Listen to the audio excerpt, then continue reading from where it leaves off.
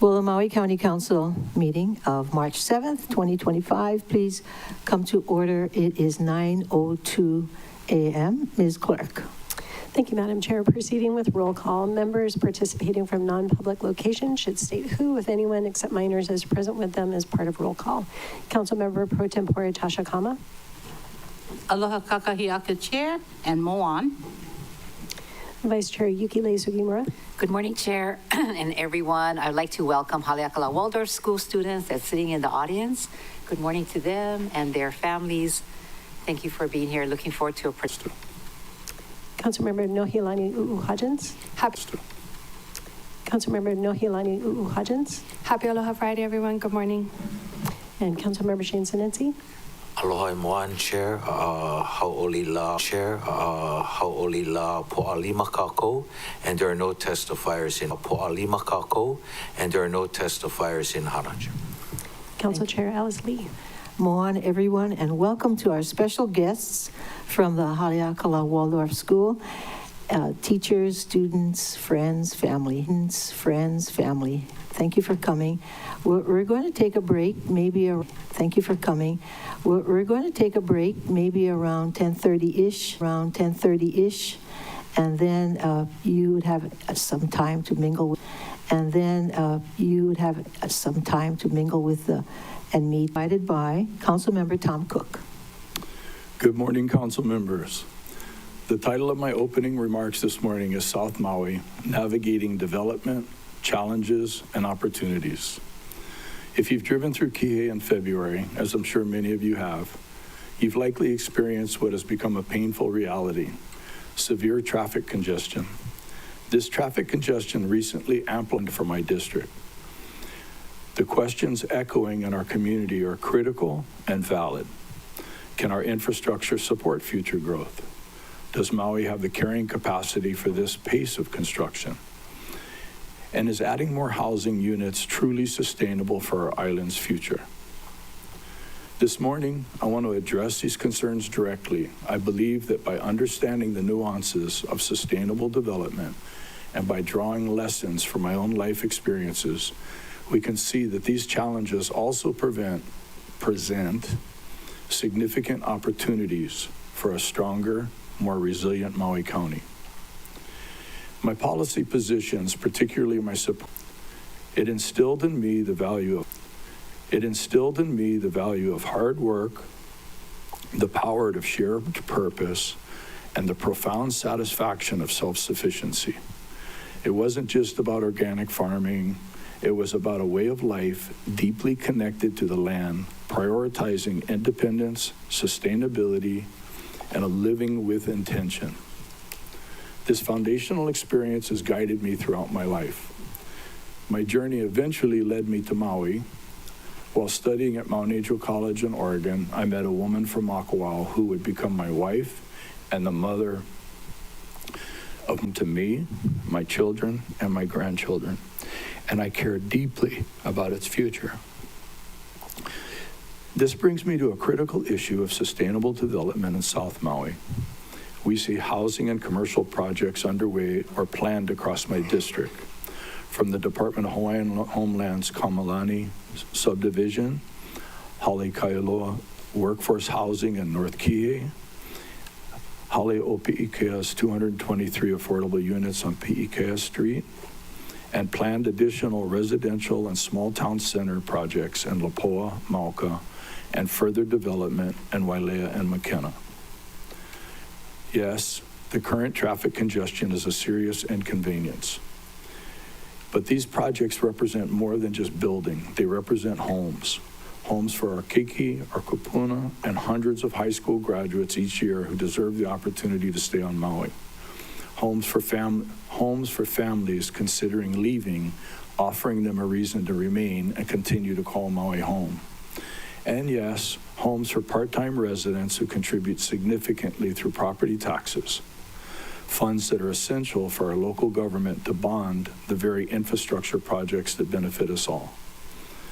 Some may question my policy approach, but I firmly believe that infrastructure and development are fundamentally linked, not sequential events.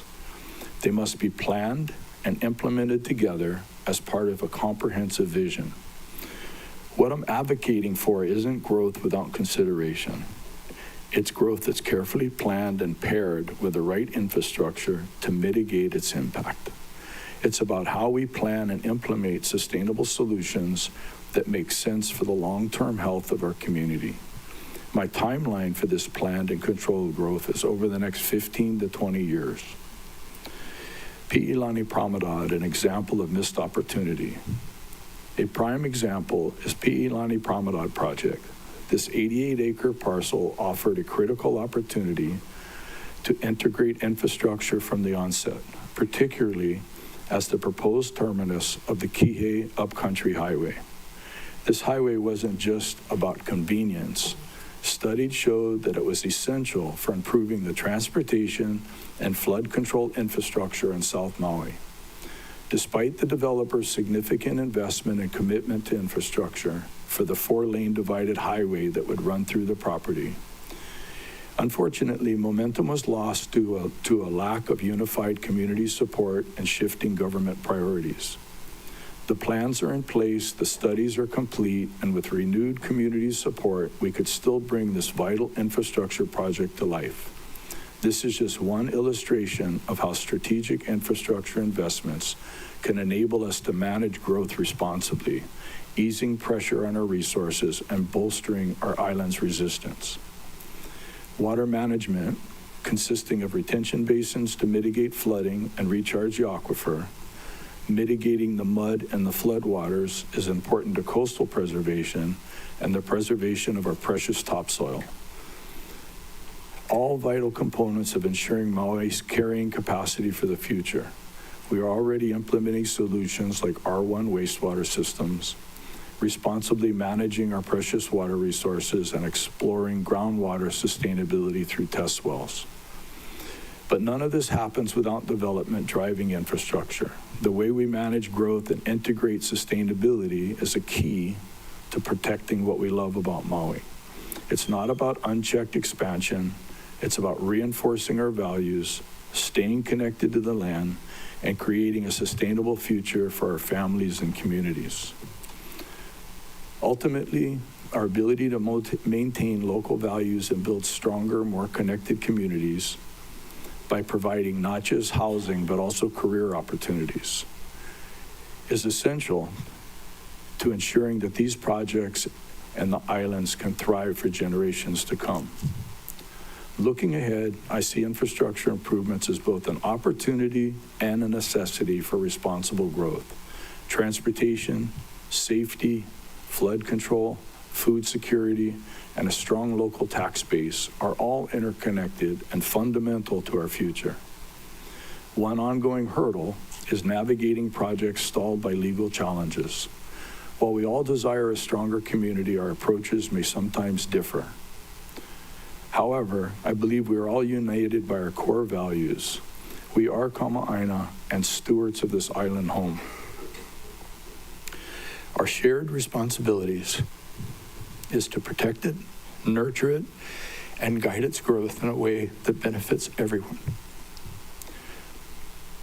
Having lived and worked on Maui for many years, I know that those who build our homes, businesses, and infrastructure are often our friends and ohana.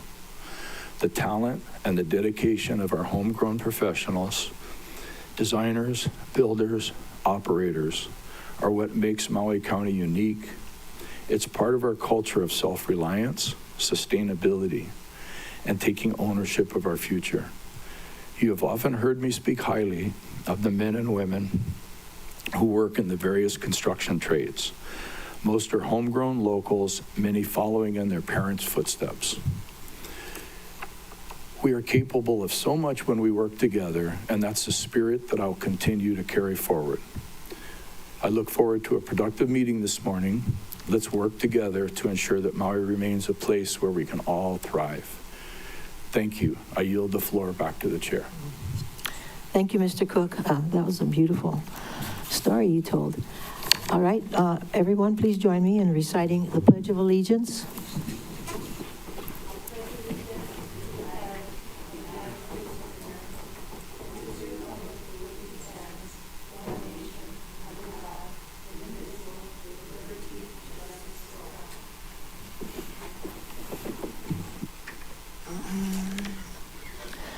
Before we proceed with today's agenda, may I please request that everyone keep their microphones muted unless it's your turn to speak. As a reminder, testimony must pertain to items on the meeting agenda. When testifying, please direct your remarks to the council and not to any individual council member or member of the public. Each testifier will be allowed to speak for up to 3 minutes on each item. For individuals wishing to testify on Teams, please click the raise your hand button to be added to the testifier log. If you are calling in, please follow the phone prompts to be added to the log. Decorum shall be maintained at all times. Any person who behaves in a manner that disrupts, disturbs, or impedes the orderly conduct of any council can, at the discretion of the presiding officer or a majority of present council members, be ejected or banned from council meetings, or if participating remotely, muted or dropped from the meeting. Examples of disruptive behavior include, but are not limited to, heckling, shouting, use of profanity, threatening or slanderous remarks made to any member of the council, staff, or a general public. Ms. Clerk, please proceed. Thank you, Madam Chair. At this time, individuals may testify on any item on the meeting agenda. To be added to the testifier log online, raise your hand in Teams. Once you've been added to the testifier log, staff will lower your hand. If you're calling in by phone, follow the phone prompts to be added to the testifier log. Testifiers will be listed in the order of sign up, and you may check your place in line by clicking on a testifier log in the chat. When your name is called to testify, please identify the item agenda number that you're testifying on. If you wish to testify later at the time the item is called, just notify us when your name is called and we'll move your name to that section. Chair, the first person to testify is Andrew Gibbs, testifying on Committee Report 25-3, to be followed by Rory Frampton. Okay.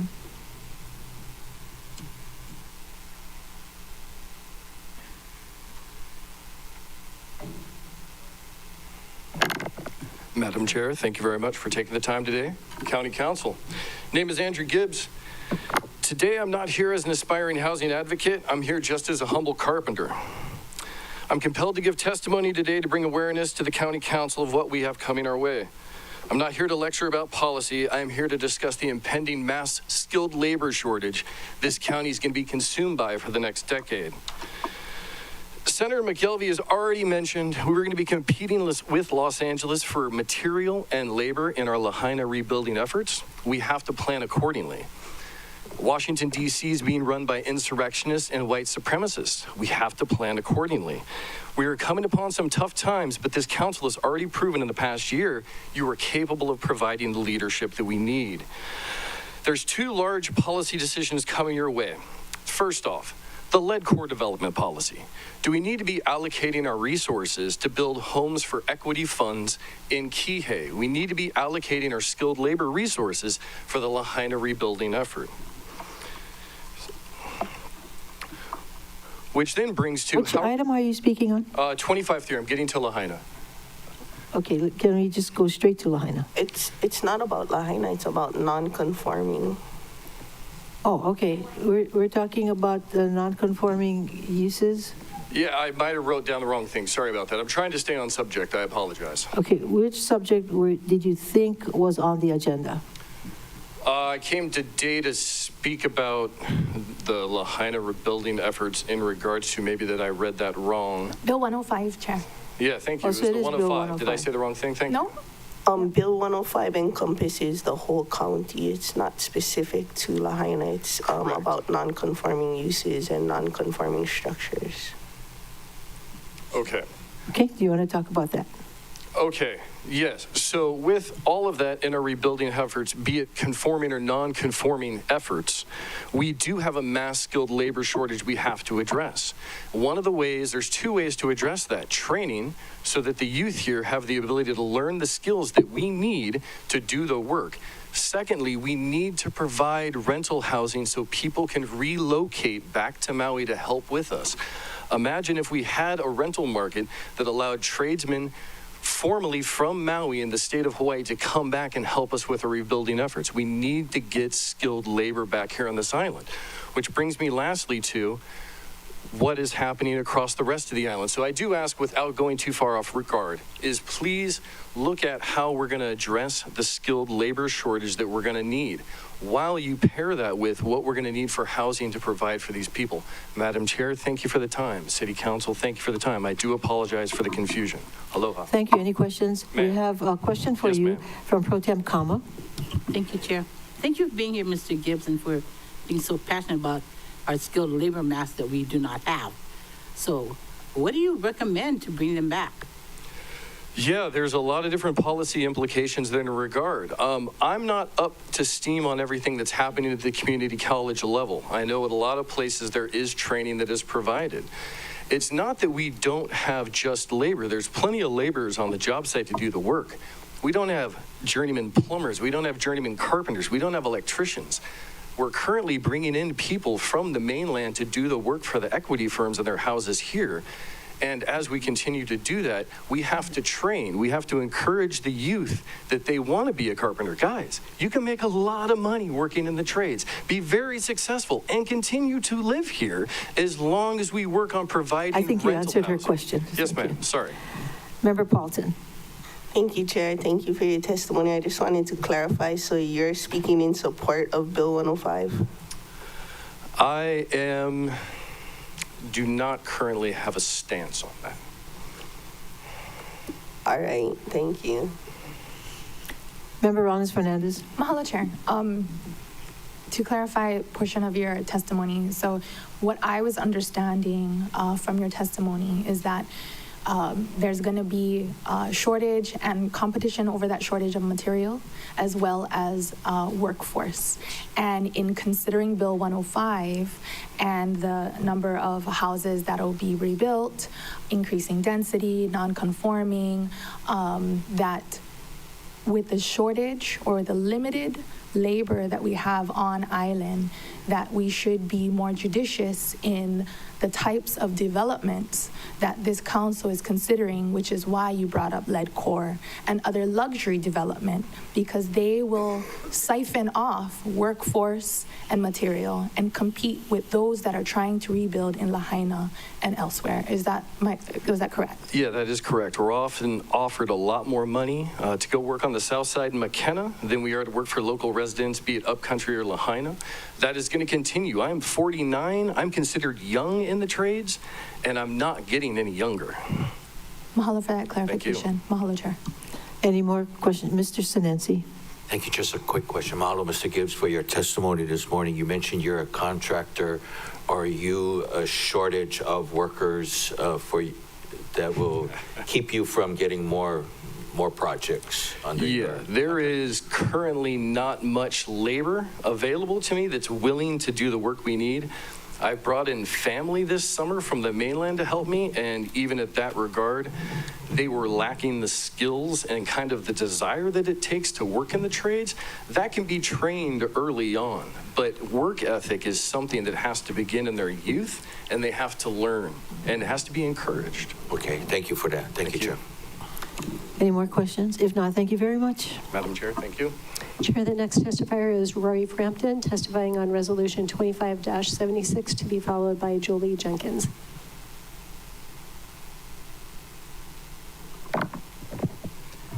Good morning, Chair and council members. Morning. My name is Rory Frampton. Rory, a little closer. Thanks. Thank you. My name is Rory Frampton. I'm a planning consultant, and I'm here representing Haleakala Ranch today and speaking in favor of Resolution 2576.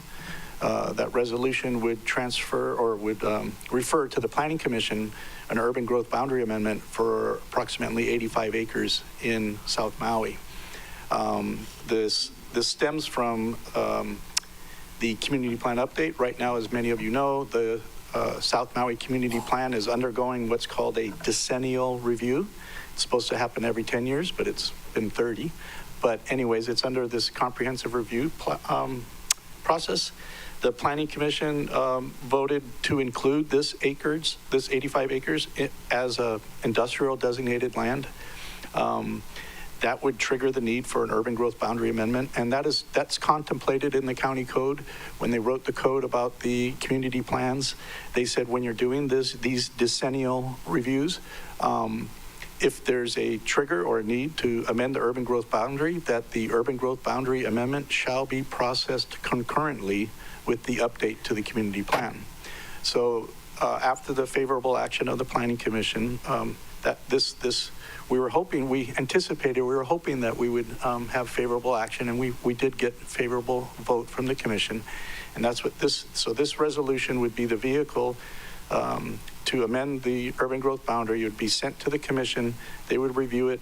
It would come back to you guys so that it could be heard together with the South Maui community plan update.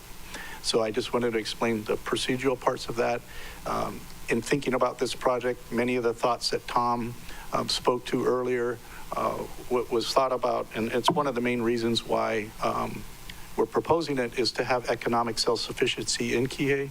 Right now, there is a construction and recycling company on the property operating via special use permit. It's proven to be a very good site for those types of activities, and it takes a lot of traffic. By doing the recycling of Kihei products in Kihei, you avoid having to take all those products to the landfill, and you avoid having to take them to the landfill in the first place. So we think this is a great location, and I'm available to answer any questions, but this matter will come back to you for a deeper dive when the South Maui Community Plan update comes back to this body. So thank you very much. Thank you. Questions, Vice Chair Sugimura, and then Member Paulton. Thank you. Nice seeing you here, Rory. So what you just described, understanding the community plan process very well, thank you very much for sharing that. Is the planning department, what is the planning department saying about this, exactly what you're doing about the urban growth boundary? Yeah, they're very much aware of it. They were part of the discussions. I believe they're in support. It was a commission that was in support. You know, the planning department was, I would say, taking more of a neutral position and there to help them answer questions about processing. They're very much aware of this process and the resolution, and they spoke to the commission that this resolution was in place and moving forward. So it's not a surprise to them, and I don't want to speak for them whether or not they're in support or not, but they very much were part of the process. Okay, so they understand this resolution and the process and how it sounds like we're trying to meet once the community plan comes to us at the council. Yes, they're very much aware. Yes. Okay. Thank you. Very good. Thank you. Member Paulton. Thank you, Chair. Thank you, Mr. Frampton. I just wanted to clarify, are you requesting that this goes straight to the Planning Commission, or that it follows the regular process of going to committee?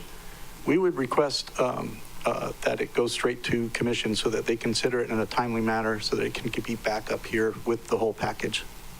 Then my second clarifying question is the whole 85.57 acres utilized for that recycling thing that you spoke to?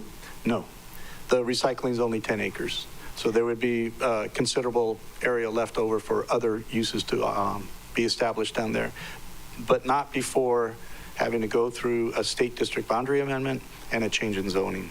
So there's a lot more detailed review that would have to happen before this became a reality. Can you clarify what the thought is for the remaining 75 acres? Like what types of things you're looking for? It'd be a mixture of uses, mostly, I call them back of the house type operations for like base yards, other recycling opportunities, similar to the Palehunui project that was built in central Maui near the old drag strip, or the current track strip. But those types of uses, but there would be restrictions. We met with KCA and, to address a lot of the community concerns, and we've come up with several policies in terms of, making sure we restrict uses that are environmentally toxic, if you will, and refining it so that's not a real commercial. It shouldn't be focused on commercial. It should really be for Kihei businesses to have places for like their headquarters, their base of operations, landscapers, contractors, that type of stuff. As I said, more of the quote back of the house type of stuff. Thank you, Chair.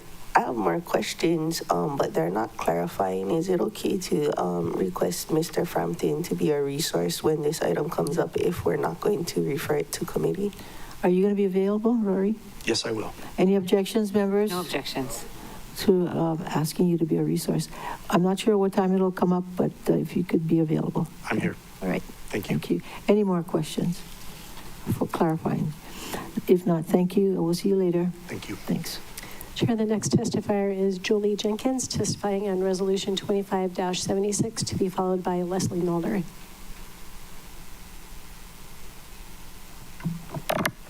Aloha and good morning, Council Chair Lee and County Council members. I'm Julie Jenkins, CDBG Program Manager, and I'm here in support of Resolution 2574 to authorize the acquisition of real property located at 3740 Lower Honoapi'ilani Road, Unit F102, in the condominium project known as Maui Lani Terraces for $280,000 with unspent CDBG CV reprogrammed funds. Through this acquisition, we're accomplishing a few goals.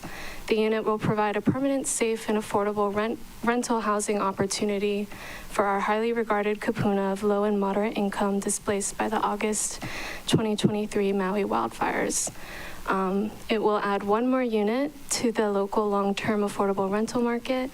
In addition, it will also ensure that these federal funds get invested into our community. Mahalo for allowing me to appear today. I humbly ask that you support this resolution, and if you have any questions, Members, I'm questions? Member Paulton and then Pro Tem Kama. Thank you. Just clarifying, are you requesting floor action on this? Here. Yes. Okay, and can you be available as a resource when the item comes up? Yes, of Okay, course. thank you. Member Pro Tem Kama? Okay. Just a clarifying question. Yeah. This is how many, like 8 now? How many? Yeah, this condos? will be the 8th and final unit of the Nahale Kupuna program. You sure final? Yes. All right, then. Okay, you're such a nice person and a new person. It's hard to give you a hard time. Okay, can you stay? Yes, of course. Okay, all right, thank you. Patience Thank you is so a much. nice person too. What you saying? What? Patience is a nice person. No. I wasn't even thinking of patience. I was just thinking of the subject matter is kind of like, volatile. Okay, we'll talk to you later. Thank you. Next testifier. Chair, the next testifier is Budget Director Leslie Milner, testifying on Bill 31, to be followed by Sandra Haley. Aloha, Chair. Morning. Aloha, council members. Good morning. I'm here this morning to request floor action on Bill 31. This bill amends the fiscal year 25 budget, Appendix A, Part 2, Affordable Housing Fund. It adds additional funding due to programs that weren't encumbered by the end of the last fiscal year, or that weren't fully encumbered. They didn't utilize the full amount of funds that had been allocated. This project, it's the Kaia'ulu o Kukuia Affordable Housing Project. We're asking for $250,000, which is for an off-site sewer main extension and road improvements for this project. So I will be available if there are any questions, or I can answer clarifying questions now. Thank you, Chair. Would you be available as a resource person later? Absolutely. Okay, any clarifying questions for now? If not, thank you very much. Thank you. Chair, the next testifier is Sandra Haley, testifying on Committee Report 25-3, to be followed by Jonathan Helton.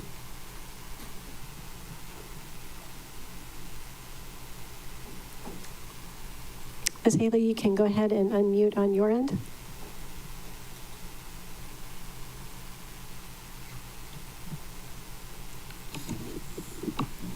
Chair will come back to Ms. Haley. Jonathan Helton, can you please identify which item you'll be testifying on? Yes, hopefully everyone can hear me. I'm testifying on Bill 105. Okay, please proceed. And so thank you. Yeah, thank you, Chair Lee and Vice Chair Sugimura for hearing this item today. I'm Jonathan Allen with the Grassroots Institute of Hawaii. Hope you all received my written testimony. We do support Bill 105. We think it'll be really important in allowing people to rebuild some of the historic looking buildings in Lahaina. I did just want to note, I had an article in the Maui News maybe a month or so ago, and it told the story of a lot of the churches and temples in the Lahaina area that were in residential zoning districts. And for them to be able to come back and rebuild and have a use as a religious meeting place, that they would have to go through a special use permit in order to do that, because religious meeting places are not a permitted use in residential districts. So I talked about Waiola Church in specifically in that article, but I think there's a couple of other churches and temples that are in a similar position. So I just wanted to point this out as an example of why this bill is going to be helpful for people who are looking to come back. Happy to answer any questions, and again, thanks for hearing this item. Any questions, members? If not, thank you very much for your testimony. Ms. Claire? Thank you, Madam Chair. The next testifier will return to Sandra Haley. Go ahead and unmute on your end, and then she'll be followed by Diane Preza.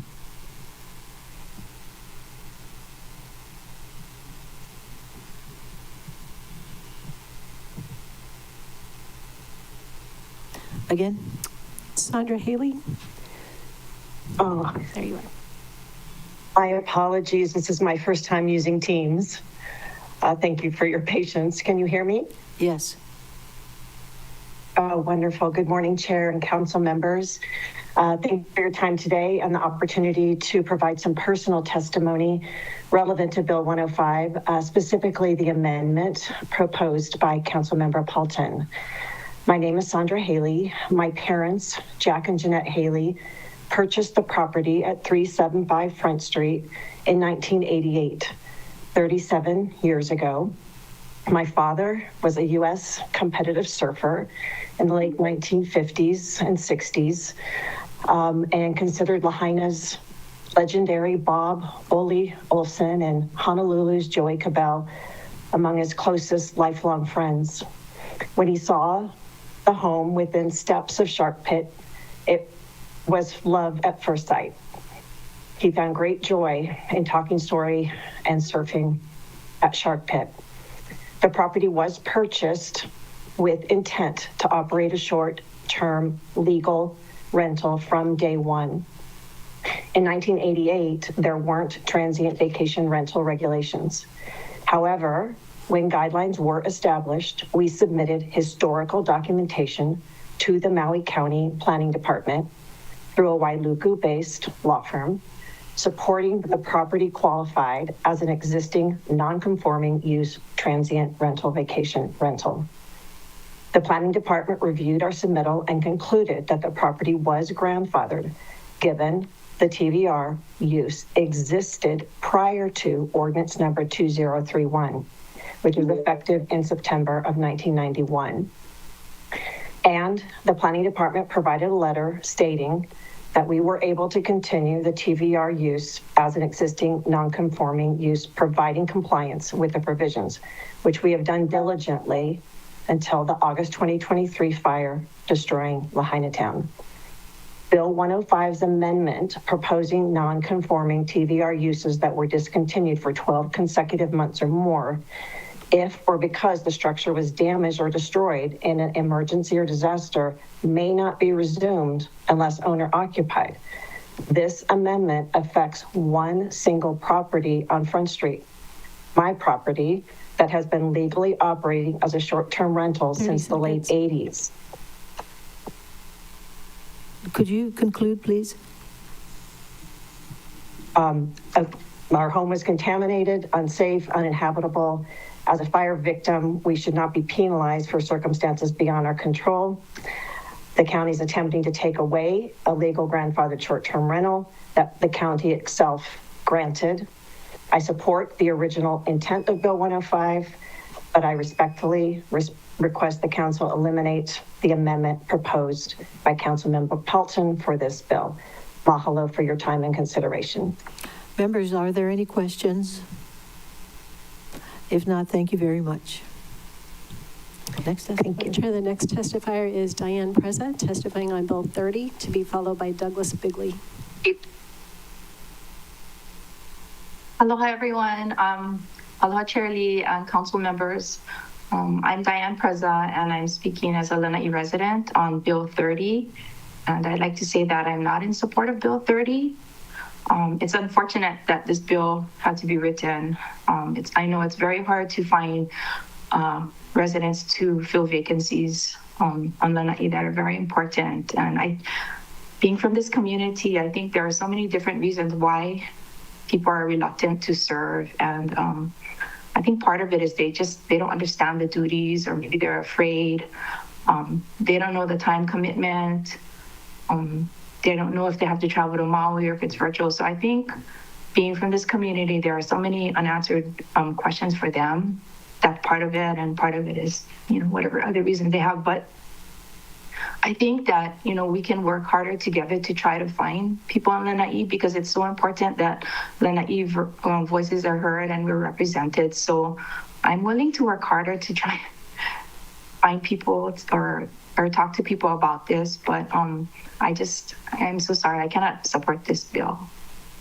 But I appreciate your consideration. Thank you so much.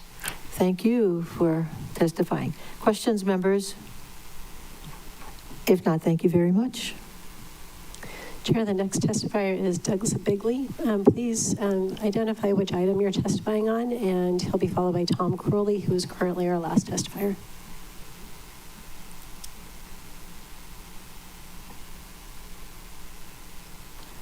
Mr. Bigley?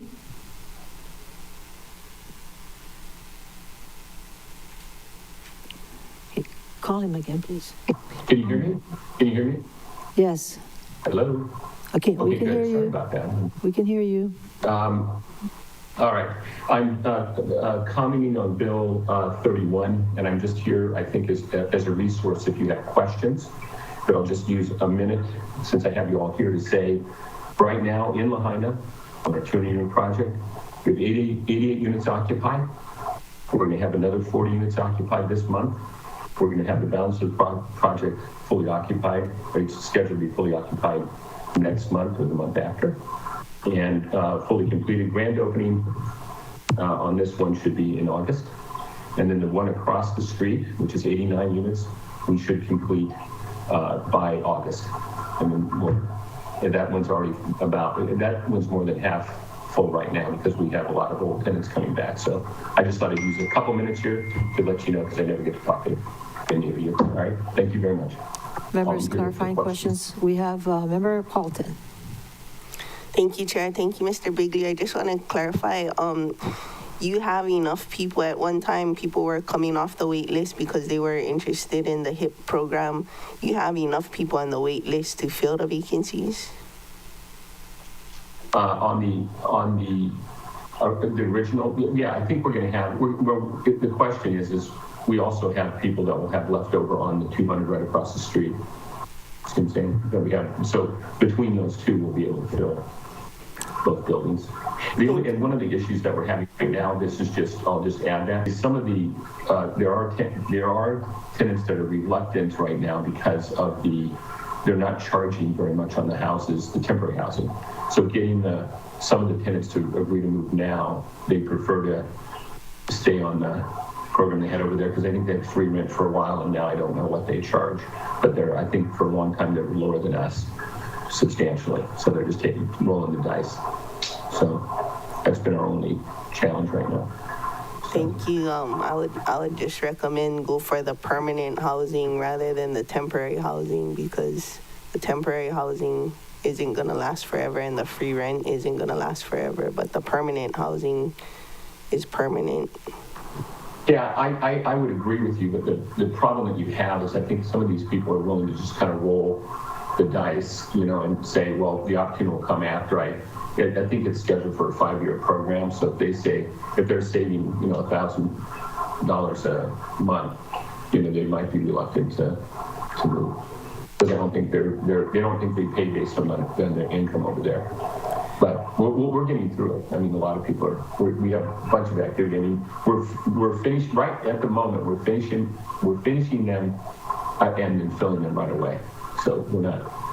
And just to clarify, the rent won't be free for the full 5 years. I think they committed to just 1 year, which we're burning through already. So just wanted to make sure everyone knew that. I think there's, they extend those frequently. So like moratoriums, right? The moratoriums go away in 6 months, and then it's a year, and then it's a year and a half. So I don't know. It's unpredictable, but we're gonna ride with it. We're happy with where we're at, and I think it's gonna work out fine. Thank you. We'll come. Vice Chair Sugimura. Thank you, Chair. Thank you, Mr. Bigley, for working hard and, getting these units back. Going back to the item, which is the $250,000, a grant to AO 703 West Maui LP for off-site infrastructure. Do you hear that sound? Like water? Oh, Bigley side, okay. Chair, the next testifier is Tom Crowley. And Mr. Crowley, if you could just let us know what item you'll be testifying on, please. Thank you. Tom Crowley testifying on my own behalf on 3 items, Committee Report 25-2, Bill 30, and Bill 20. Starting with Committee Report 25-2, I want to thank Councilmember Paulton for her tireless work to bring this forward. I think this bill will help certain folks in their permitting process in Lahaina, and everyone knows we want to do everything possible to get the barriers out of the way and let people rebuild. And I really want to recognize Councilmember Paulton for her tireless work for the people on behalf of Lahaina. I saw her on TV last night after just flying back from Washington, D.C. at the meeting, and I know how those flights from the East Coast, how difficult they are. And I can hear in her voice the bit of a cold that she got on the way, and she really has been doing a yeoman's job for all of her constituents up there, and it just needs to be recognized. I was happy to see Sandra Haley, who I don't know, speak up for herself about 375 Front Street. But as I previously pointed out, I believe that is the only property that would be affected by the amendment that was made to this bill. So it's up to you guys to decide how you feel about Ms. Haley's property. I like now knowing her story that her family has been running that short-term rental for more than 30 plus years, and you can decide whether it should continue or not. Moving on to Bill 30, the Boards and Commissions bill. I want to thank Councilmember Paulton for putting this forward too as well. Something that I've been aware of for a long time, and that is it is really, really hard to get qualified people on your boards and commissions. And sometimes when you get them, they don't even show up. So I have been in observance of several of the boards, particularly boards of variance and appeals, through the past year. And then they're shorthanded, and they can't continue and so forth. So as much as it would be ideal if we could get members on these boards from all of the various places in Maui, it just doesn't work, and we need to take what we can get. So I am in full support of Bill 30. I assume that's going to be referred today, but if you were to take action on it, I'd be in support of that. Bill 20, I want to thank Councilmember Sugimura for bringing forward Bill 20, which is now at second and final reading, and I kind of missed it when it was there earlier. I don't know if this is in response to the complaint that I had last year when I was lobbying for a lower tax rate for a particular a group of folks, and that was restricted by the fact that the noticing had set a range that you couldn't go below. So I thank you for that. But there's something that I noticed in this bill that I also think is good, and I'm not sure if it's going to be policy going forward, and that is not requiring these things to be published in the newspaper. The publishing in the newspaper, as everyone knows, has a deadline that makes meeting these noticing requirements even more difficult. And I'm not sure that the newspaper anymore does the job that it once did of public notice. I would urge the county, not necessarily the council, but the county of Maui, to make a very clear site on the county's website to say public notices, and people could just go there and see whatever public notices that are up for these things. I know how to navigate the system, and even with all the knowledge that I have how to navigate the system, sometimes things get past me and I don't see them. So these public notices for your meetings and so forth, I think that the newspaper is no longer the place to go for that. And I hate to take the money away from the Maui News, but it's really a cumbersome thing to have to meet the deadline of publishing something in the Maui News in time and so forth. So I support Bill 20 and thank Member Sugimura for bringing it forward. That's all I have to say today. Thank you guys always for the hard job that you're doing. Thank you. Any questions? If not, may we have the next testifier? Chair, currently the last testifier is Caitlin Miller. And Ms. Miller, if you could just let us know what item you're testifying on. Aloha, everyone. Aloha, Chair and Council members. I am testifying on Bill 105. As you probably all expect, my name is Caitlin Miller. I represent Maui Vacation Rental Association. And we just want to reiterate, based on our previous testimony at committee and our written testimony that was submitted, that we do fully support the intent of Bill 105 to expedite rebuilding in Lahaina and Kula and potential other, and hopefully not future disaster areas across our county. We do also really appreciate the work that Councilmember Paulton has put into this. She does work tirelessly, as Tom indicated, and as a West Maui resident, greatly appreciate her support. We do continue to ask respectfully that the council strike the amendment for the TDR use in the disaster areas for non-conforming use. So again, respectfully ask that that gets taken out of Bill 105, but fully support the intent behind Bill 105. So thank you so much for the opportunity to testify today. And thank you to Sandra for telling her story for the one property that is currently impacted as a result of this bill. I'm here for questions and will continue to remain on as we reach this on the agenda as well. Members, questions? Do you need her to be a resource person? Okay. Thank you. Thank you very much. But we're not asking you to be a resource person. We're sure welcome to listen along. Thank you. Next testifier. Chair, there's currently no one else signed up to testify, but I see Mr. Lau making his way to the podium. Aloha kakahiaka, aloha kako, aloha akaku, and aloha Friday. Ho'omalu, Luna ho'omalu. Offline. CR 25-7. Proceed with your testimony. Omar Properties versus Maui County. It doesn't say the amount that we're paying to pay the lawyers for arguing about the landfill, but that's why I had the cardboard here, because thank you for providing a cardboard dumpster down in the lower floor there, Public Works. Kind of like Washington, D.C. here, ain't it? CR 25-2. There's 300 churches on Maui. If 10 people each slept at the churches, there would be 3,000 people we'd be taking care of at night that could get a job. Thank you, Molokai Church, for housing those people at night. CR 25-7.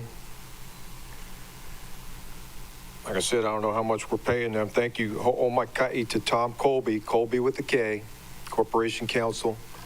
I'd ask if Comar's watching and they're lawyers and stuff, can we please just have the 5 acres back that we were going to get? We got a lot of cardboard that people aren't recycling. We got to put in there.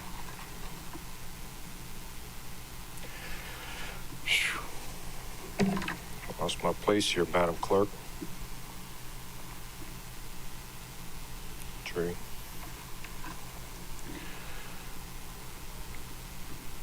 Thank you, Mr. Ambassador, for the internet service there. It says that the Hawaiian word of the day is papa pahu. No diacritical marks. P-A-P-A-P-A-H-U. That means cardboard. That's how they say it, and the missionaries said it, cardboard. The cardboard that I was going to bring in here was out of the King's Cathedral dumpster. I wonder if we can ask the mayor to emergency proclamate that the churches who don't pay taxes to the county cannot use the landfill. 9 out of 10 people that goes to church is good. I reserve the rest of my time for the Hawaiians. Thank you. Any more testifiers? Chair, there's currently no one else signed up to testify, so if there is anyone who would like to provide testimony, this is your opportunity. This is last call, and the countdown is 3, 2, 1. Chair, there's no one indicating a desire to testify. Members, are there any objections to closing public testimony at the beginning of the meeting and accepting written testimony? No objections. So ordered, Ms. Clerk. Chair, moving on to committee reports. We currently do not have any testifiers signed up, so I will give last call. If anyone would like to testify on committee reports, this is your opportunity. And the countdown is 3, 2, 1. Chair, there's no one indicating a desire to testify on committee reports. Members, are there any objections to closing public testimony on committee reports and accepting written testimony? No objections. So ordered, Ms. Clerk. Chair from the Budget, Finance, and Economic Development Committee is CR 25-2, recommending first reading of Bill 17 CD1 2025 to amend the fiscal year 2025 budget, general budget provisions, Section 18A, to increase the maximum aggregate amount of unreimbursed transfers and loans from county funds to the bond fund or the housing interim financing and buyback revolving fund from $100 million to $150 million. Vice Chair Sugimura. Thank you, Chair. I move to adopt the recommendations in CR 25-2. Second. It's been moved by committee Vice Chair Sugimura, seconded by Pro Tem Kama, to approve the recommendations in Committee Report 25-2. Discussion. Vice Chair Sugimura. Members, the county's current amount of unreimbursed transfers and loans to the bond fund is approximately $96.7 million, close to the $100 million ceiling set in the budget.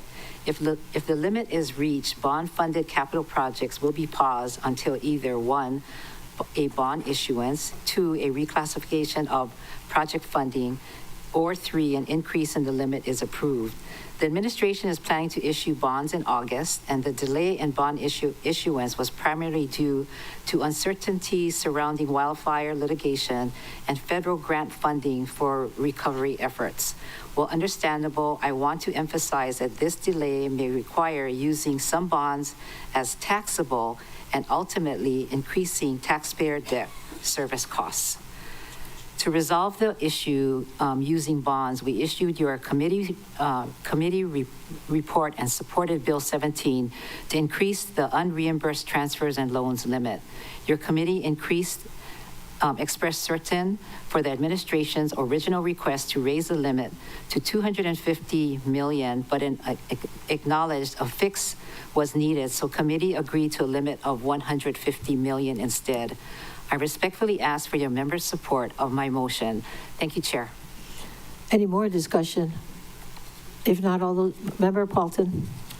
I guess my discussion would be, I hope we float a bond before they remove the tax-exempt status of municipal bonds. So, I mean, if it's August, it's August, but just be aware that any kind of stuff is going on in D.C. Yes. Vice Chair Sugimura. Yeah. So when we were at NACO, Chair, both of us were there. Some of us who were there heard from various committees and the fear that the current administration is going to take away the non-taxable municipal bond, which is a benefit to all the residents because, as you know, money flows down to your pocketbook and your family in the long run. So it's really an important what we found out. That's pretty scary. So I urge the administration to act expeditiously. I know they said August of this year is the fastest I guess they could go, but we're in serious times. Thank you. Please accept this. All right. Any more discussion? If not, all those in favor of the motion, please raise your hand and say aye. 9 ayes, 0 noes. Motion carries. Ms. Clerk. Chair from the Disaster Recovery, International Affairs, and Planning Committee is CR 25-3, recommending first reading of Bill 105 CD1 2024 to address non-conforming structures and uses damaged, destroyed, or affected by an emergency or disaster declared by proclamation of the governor or the mayor, respectively, under Chapter 127A Hawaii Revised Statutes. Member Paulton. Thank you, Chair. I move to adopt the recommendation in CR 25-3. Moved by Member Paulton, seconded by Member Hodgins to approve the recommendations in Committee Report 25-3. Discussion, Member Paulton. Thank you, Chair. Your committee met on February 5th and February 11th, 2025 to discuss Bill 105. The Council's Housing and Land Use Committee also met on October 23rd, 2024. Bill 105 was transmitted by the Planning Director to aid in wildfire recovery, recognizing that the Lahaina Historic Districts contained an abundance of non-conforming structures and uses. Much like Mr. Helton said, a lot of churches that contributed to Lahaina's cultural vitality. Bill 105 would also help in future disaster recovery.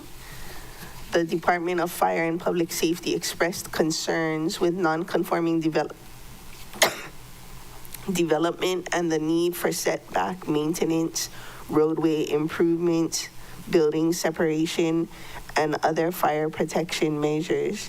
Your committee agreed to amend Bill 105 to permit the fire chief to require residential structures to exceed the residential code standards by imposing the requirements of the county building code or portion of the building code as necessary to improve public safety, require the relocation of an area of non-conforming use to a more suitable portion of a lot or structure to improve public safety.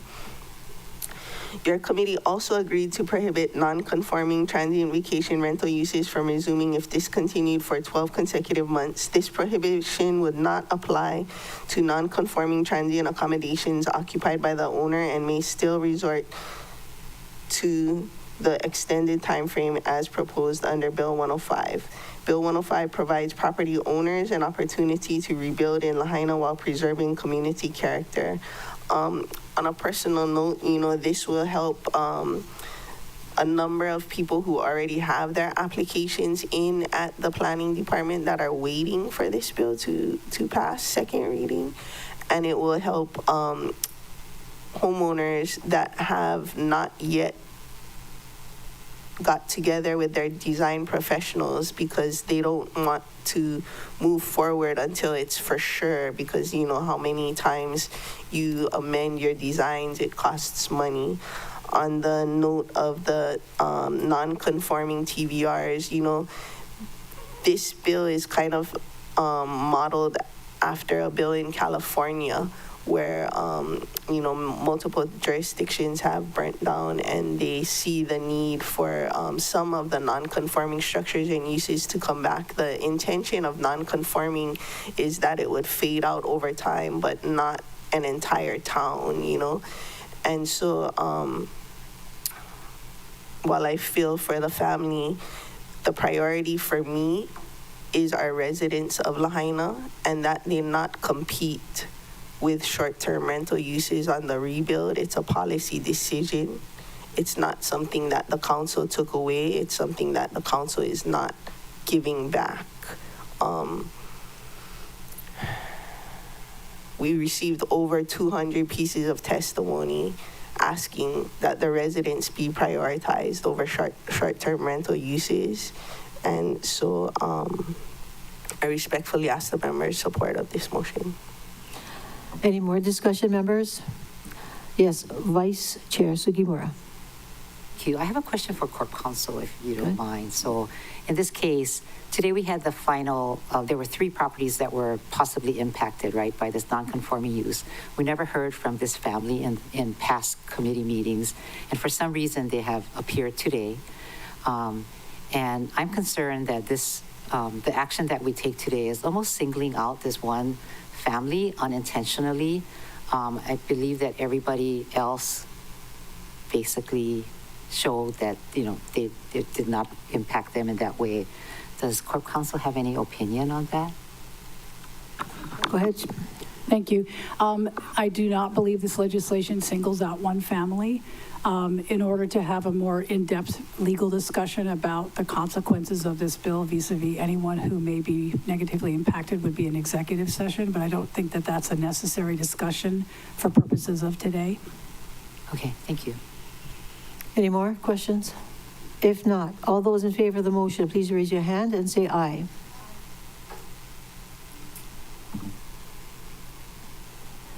Nine ayes, 0 noes, motion carries. Thank you, members. Ms. Clerk? Chair from the Disaster Recovery, International Affairs and Planning Committee is CR 25-4, recommending adoption of Resolution 2549 CD1 to authorize the acquisition of land at 968 Limahana Place, Lahaina, Maui, Hawaii, comprising 24,018 square feet and identified for real property tax purposes as tax map key 245007028 for an amount not to exceed 1.7 million plus closing costs and expenses. Member Paulton. Thank you, Chair. I move to adopt the recommendations in CR 25-4. Second. It's been moved by Member Paulton, seconded by Vice Chair Sugimura to approve the recommendations in Committee Report 25-4. Discussion, Member Paulton. Thank you, Chair. Your committee met on February 19, 2025 to discuss Resolution 25-49. The resolution would authorize the acquisition of land at 968 Limahana Place in Lahaina comprising of 24,018 square feet for an amount not to exceed 1.7 million. The Office of Recovery said the long-term use of the property would be for transient-oriented development such as West Maui Greenway or West Maui Community Corridor. The managing director also said it could be used for recovery efforts such as road extensions and evacuation routes. In the short term, the property may be used for temporary housing or storage for equipment or materials. Your committee supported the property acquisition to assist with Lahaina's short-term and long-term recovery efforts. On a side note, light industrial zone land is a premium in Lahaina, and there's already multiple entities requesting usage of this, as you may know or not know. We haven't had any redemption or recycling spaces in West Maui, and even to do the monthly Malama Maui Nui cleanups takes a significant amount of work because of the permits required in not light industrial zoned areas. So there is a lot of community requests for this particular parcel already. I respectfully ask for the members' support of my motion. Any more discussion? If not, all those in favor of the motion, please raise your hand, say aye. 9 ayes, 0 noes, motion carries. Ms. Clerk. Chair from the Government Relations, Ethics, and Transparency Committee is CR 25-5, recommending adoption of Resolution 2490 CD1, reappointing Lance T. Taguchi as the County Auditor of the County of Maui effective July 1, 2025 for a term ending June 30th, 2031, unless terminated earlier. Member Hodgins. Thank you, Chair. I move to adopt the recommendation in CR 25-5. Second. Moved by Member Hodgins, seconded by Vice Chair Sugimura to approve the recommendation in Committee Report 25-5. Discussion, Member Hodgins. Thank you, Chair. Your Great Committee met on February 18th, 2025 to discuss Resolution 24-90 to reappoint Mr. Taguchi as the County Auditor and to interview Mr. Taguchi. Your committee notes Mr. Taguchi's extensive list of related professional and county government experiences make him invaluable. Your committee highlighted Mr. Taguchi's attention to detail and impartiality and thanked him for his willingness to continue to serve as County Auditor. Your committee voted 9-0 to recommend adoption of Resolution 24-90, CD1 approving the reappointment. Personally, I find Mr. Taguchi to be a person of high integrity, and we are very, very fortunate to have him. And at this time, I respectfully ask the members' support of my motion. Thank you, Chair. Any more discussion? Vice Chair Sugimura. Thank you very much. I too support Auditor Taguchi, and as you know, with the years that we've had an opportunity to work with him, his years of experience when he was working with the Office of Council Services. He was a clerk at one point, and if you talk to him, he gives you no-nonsense answers if you have questions. I really appreciate his expertise, his knowledge, as well as his staff, which are super good. So we need to keep all of them here working for us in the Auditor's Department. Any more discussion? If not, all those in favor of the motion, please raise your hand. Say aye. Aye. I see 9 ayes, 0 noes. Motion carries. Chair, Member Cook is not here. Oh, where did he go? Okay. Just amend the Yeah. eight. Okay, so it's 8 ayes, 1 excused. Member Cook, motion carries. But I'm sure he would have voted for you, Mr. Taguchi. Okay. All right, next item. Chair, from the Government Relations Ethics and Transparency Committee is Committee Report 25-5, recommending adoption of Resolution 24-90, CD1 repeating Mr. Taguchi's 25-6, recommending adoption of Resolution 25-13, CD1, authorizing settlement of Hawaii Telecom v. County of Maui, Abraham Park et al., Civil 2 CCV 23-00000401, in the amount of $111,127.45. Member Hodgins. Thank you, Chair. If there are no objections, may I please ask the clerk to also call up committee reports 25-7 and 25-8 at this time. Any objections, members? If not, Ms. Clerk. Thank you. Thank you. Committee Report 25-7, recommending adoption of Resolution 25-43, authorizing settlement of Komar Valley Properties 1 LLC v. County of Maui et al., Civil 1-24 CV 00178, and Committee Report 25-8, recommending adoption of Resolution 25-46, authorizing settlement of Conservation Council for Hawaii and American Bird Conservancy v. Hawaiian Electric Company, Inc., and Maui Electric Company, Ltd., and County of Maui, case 1-24 CV 00494 MWJS-WRP. Member Hodgins. Thank you, Chair. I move to adopt the recommendations in CRs 25-6, 25-7, and 25-8. Second. Moved by Member Hodgins, seconded by Vice Chair Sugimura, to approve the recommendations in committee reports 25-6, 25-7, 25-8. Discussion, Member Hodgins. Thank you. At its meeting of February 18th, your great committee met to discuss these resolutions. Resolution 25-13 CD1's purpose is to authorize the settlement of the claim filed on December 8th, 2023 in the amount of $111,000. $127.45. That 45 cents is very important. The claim alleges that on December 14th, 2021, a County of Maui employee negligently operated a county tractor trailer, causing the load to hit and snag utility lines near mile marker 48 on Hana Highway, resulting in damage to the utility poles and pole lines. Resolution 25-43's purpose is to authorize settlement on the consolidated action related to claims filed on April 17th, 2024 and April 30th, 2024. The claims involve an eminent domain action brought by the county against property owned by Komar Properties. Komar Properties filed a claim against the county alleging the county failed to supplement an environmental impact statement for the subject property. And Resolution 25-46 purpose is to authorize the settlement of claim filed on November 19th, 2024. The claim alleges that streetlights owned by Hawaiian Electric Company, Inc. and Maui Electric Company Limited and operated on the county's behalf are a threat to the survival and recovery of 3 critically imperiled seabirds that are native to Hawaii and protected under Endangered Species Act. Your committee received overviews of the claim from Deputy Corporation Counsels in open session and convened in executive meetings to consult and deliberate on matters requiring the consideration of confidential information. Your committee voted 9-0 to recommend the adoption of Resolution 25-13, CD1, 8-0 to recommend the adoption of Resolution 25-43, and 7-0 to recommend the adoption of Resolution 45-46. And at this time, I ask for the members' support of my motion. Thank you, Chair. Any more discussion? If not, all those in favor of the motion, please raise your hand. Say aye. Welcome back, Mr. Cook. 9 ayes, 0 noes, motion carries. Before we go on to the next item, at least take up one, I just wanted to mention to the students that although you see and hear us going through a lot of these items very quickly, most of them have been discussed at length in each committee. And all the members here chair a committee. So we have discussed most of these items in their committees. Yep. Okay. Ms. Clerk. Thank you, Madam Chair. Moving on to resolutions. Currently, there is no one signed up to testify on the resolutions, so I'll go ahead and give last call.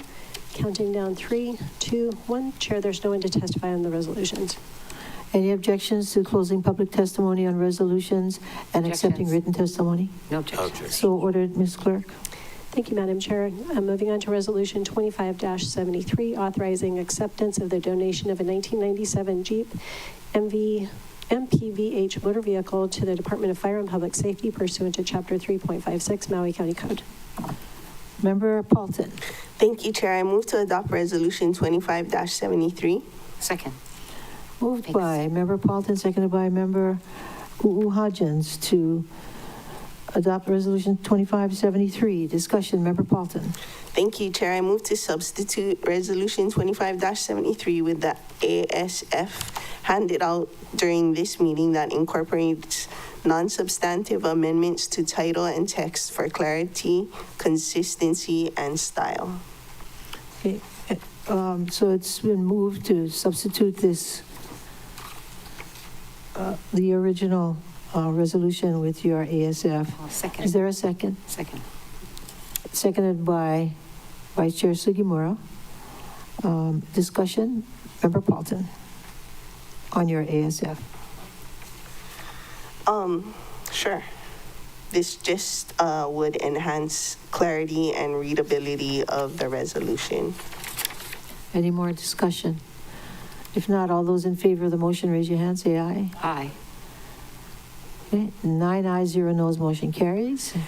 I'd also like to move to suspend Rule 19 of the Rules of the Council to allow final action at the same meeting as an amendment. Moved by Member Paulton, seconded by Pro Tem Kama to suspend Rule 19, Rules of the Council. Discussion, yes, Member Rollins Fernandez? Mahalo, Chair. All of 19 or 19C? Did you say 19C? Sure. She meant 19C. That's what I meant. Yeah, we all meant 19C. Okay, Thank you. just holler for that clarification. Yeah. So Rule 19 has just been collapsed, so it's just Rule 19 in this current version of the rules, so no C. Oh, okay. You were right, Member Paulton. 19. See, no see. All right, so ready to vote? Sure.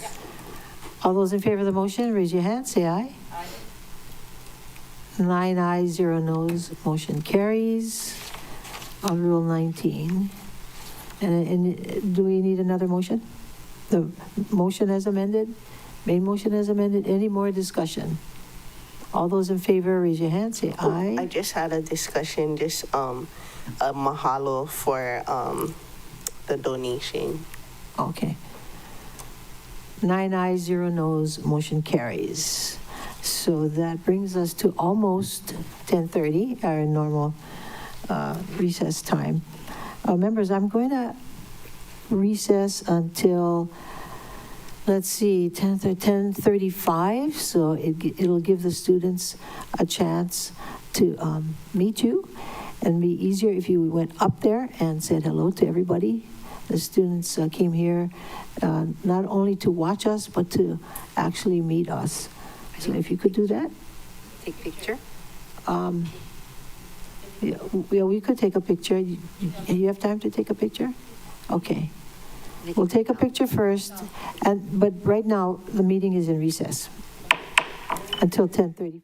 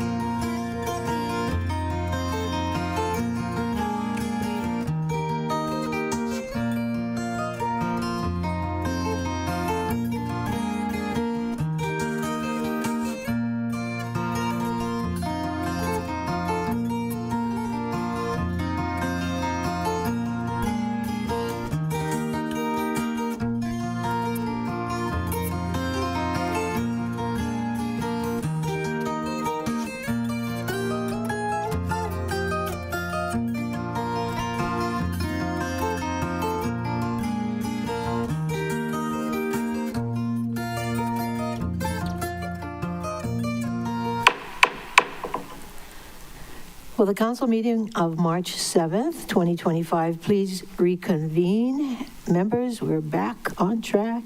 And Ms. Clerk. Thank you, Madam Chair. Before you is Resolution 25-74, authorizing the acquisition of a condominium unit identified as tax map key number 2430060040110, located in Lahaina, Maui, Hawaii, for an amount not to exceed $280,000. Vice Chair Sugimura. Member Paulton.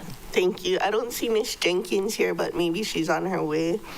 I move to adopt Resolution 25-74. Second.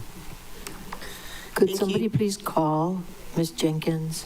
So it's been moved by Member Paulton, seconded by Vice Chair Sugimura, to approve committee report, Resolution 25-74. So discussion now, Member Paulton. Thank you. This resolution authorizes the acquisition of a 357 square foot studio unit on the first floor at Maui Lani Terraces in Honokawai. It will be used for affordable rental housing for kupuna displaced by the August 2023 Maui. Discussion, Vice Chair Sugimura. Thank you. So, as recommended by OCS, the proposed FD1 version incorporates non-substantive amendments to title and text of the resolution for clarity, consistency, and style. The FD1 version has been approved as to form and legality by Corporation Council, and I move to suspend Rule 19. The rules of the council relates to this item, so it'll allow final action after an amendment. Second. Okay, further discuss. Okay, it's moved and seconded to. This is the 8th. And please do not forget about Upcountry. Thank you. Any comments, Ms. Jenkins? Just say yes, we will. Oh, yes, we will definitely. Our intention is that this is our 8th and final unit that we want to acquire for the Nahale Kupuna program. But in the future, if we take on a project in similar matter, we will definitely be more inclusive to the rest of Maui County. Thank you. Now, I have a question. Was the source of these funds, from COVID? Can you explain the background on that? Yes. So CDBG CV, also known as the CARES Act Fund, was intended to assist with the prevention and safety of COVID-19 pandemic. The reason why these funds are being used is just because we had such a remaining balance from that fund, and we at the time was urging the CDBG office to expend those funds out of provides for tenants. Okay, so the HOA fees are qualified to be paid from this fund. Okay, good. Otherwise, but then you have 8 of these units. How are you going to pay for all of the HOA funds, of the HOA fees? Yeah, so for some of the units, we do make a profit from the rent. And so the profits that we make go into a reserve fund that go back to the unit for, to pay for HOA fees and any maintenance that needs to be done to the unit. Members, do you have any questions? Any more questions? Member Paulton. Thank you, Chair. Thank you, Ms. Jenkins. I was wondering, do you know the HOA fees for Maui Lani Terraces, what they would be for this unit? Yes. So the HOA fee for unit F102 will be $621.98 per month. And this is on the ground floor, but it's not particularly ADA. Yes, that's correct. It's not qualified as an ADA unit, but it is on the ground floor, and I believe there's only a couple steps to get to the front door of the unit. And would it be possible to do like a couple, or was it more aimed at like a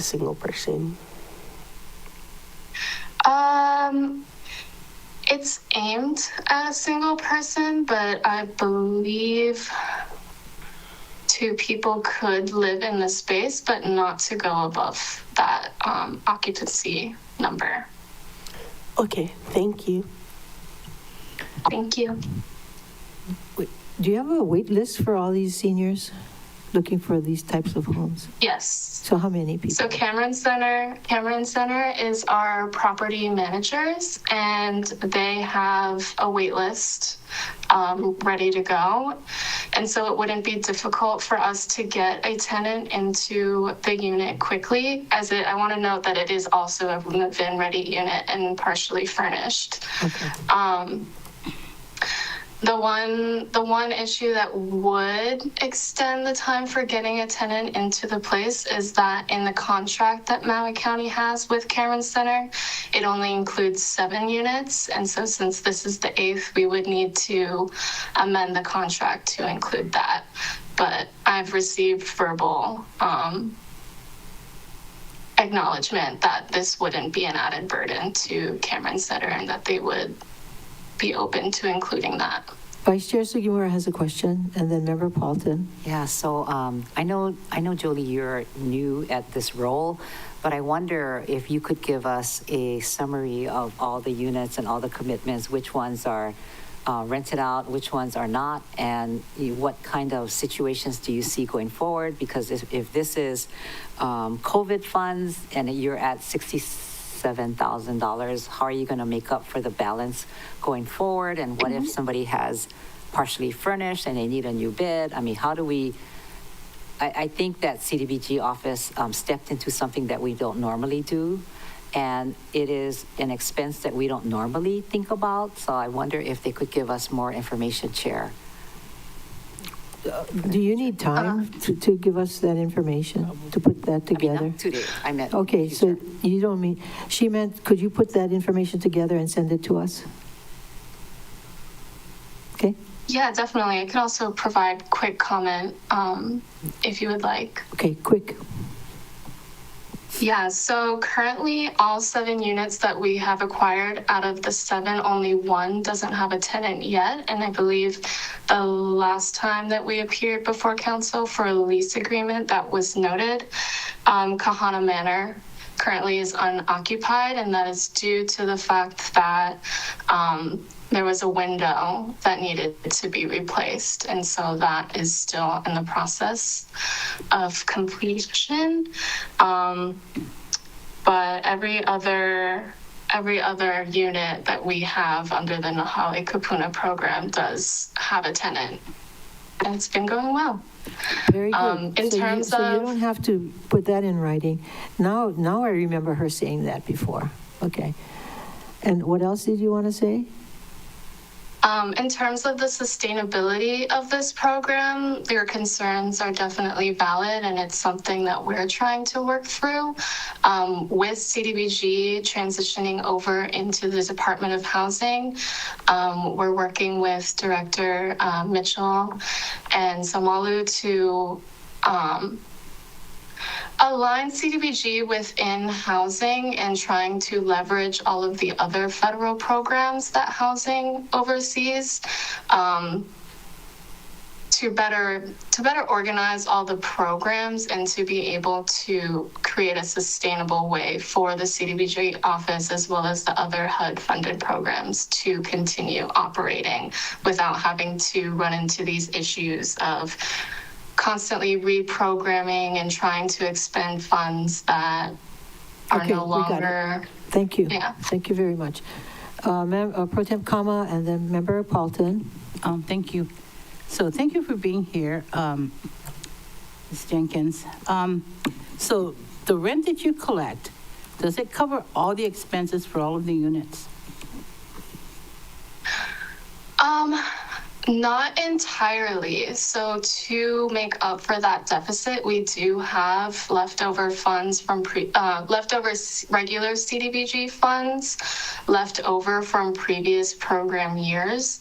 And so we take those funds and reprogram them into the Nahale Kupuna program. But again, it's not a long-term sustainable system, and so that's why we're actively trying to figure out a way to come up with a long-term solution, since we do have to monitor this for a minimum of 15 years.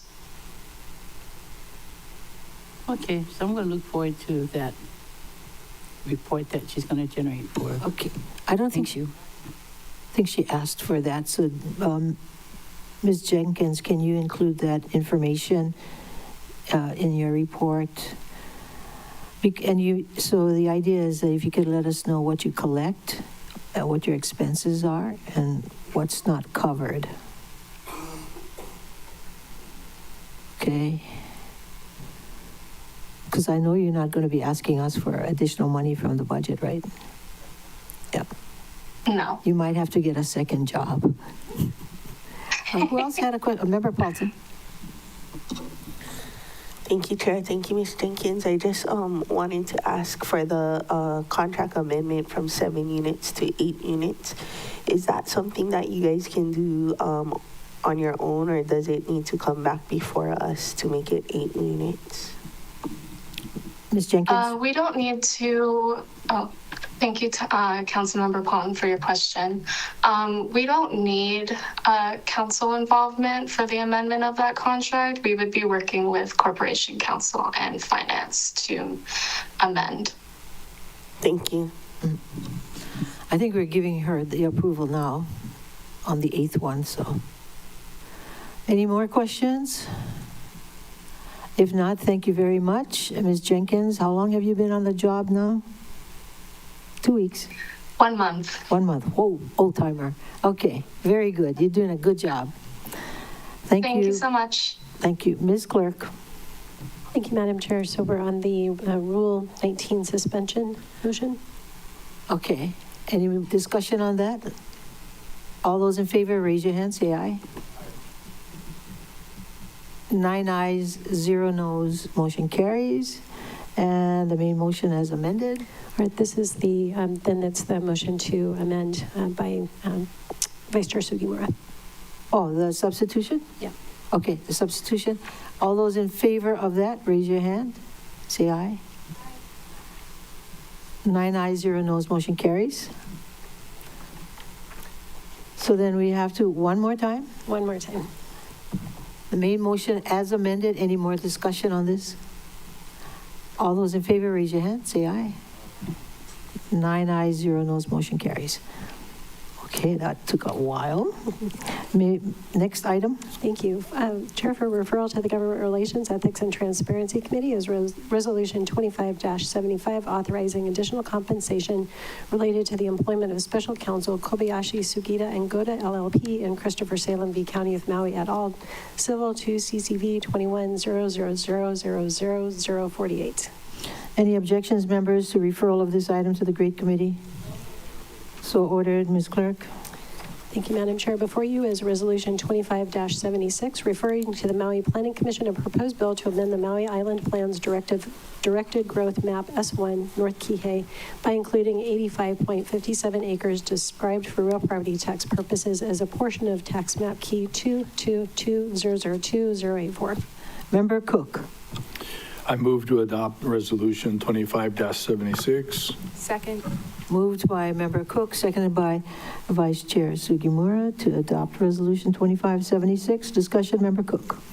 Thank you, Chair. The South Maui Community Plan has a shortage of available land for industrial uses. Halekala Ranch Company is proposing an area to be designated as industrial in the South Maui Community Plan, but an amendment to the Maui Island Plan is needed to expand the urban growth boundary. The proposed area is adjacent to the Kihei Wastewater Reclamation Facility, a construction base yard, and a recycling facility.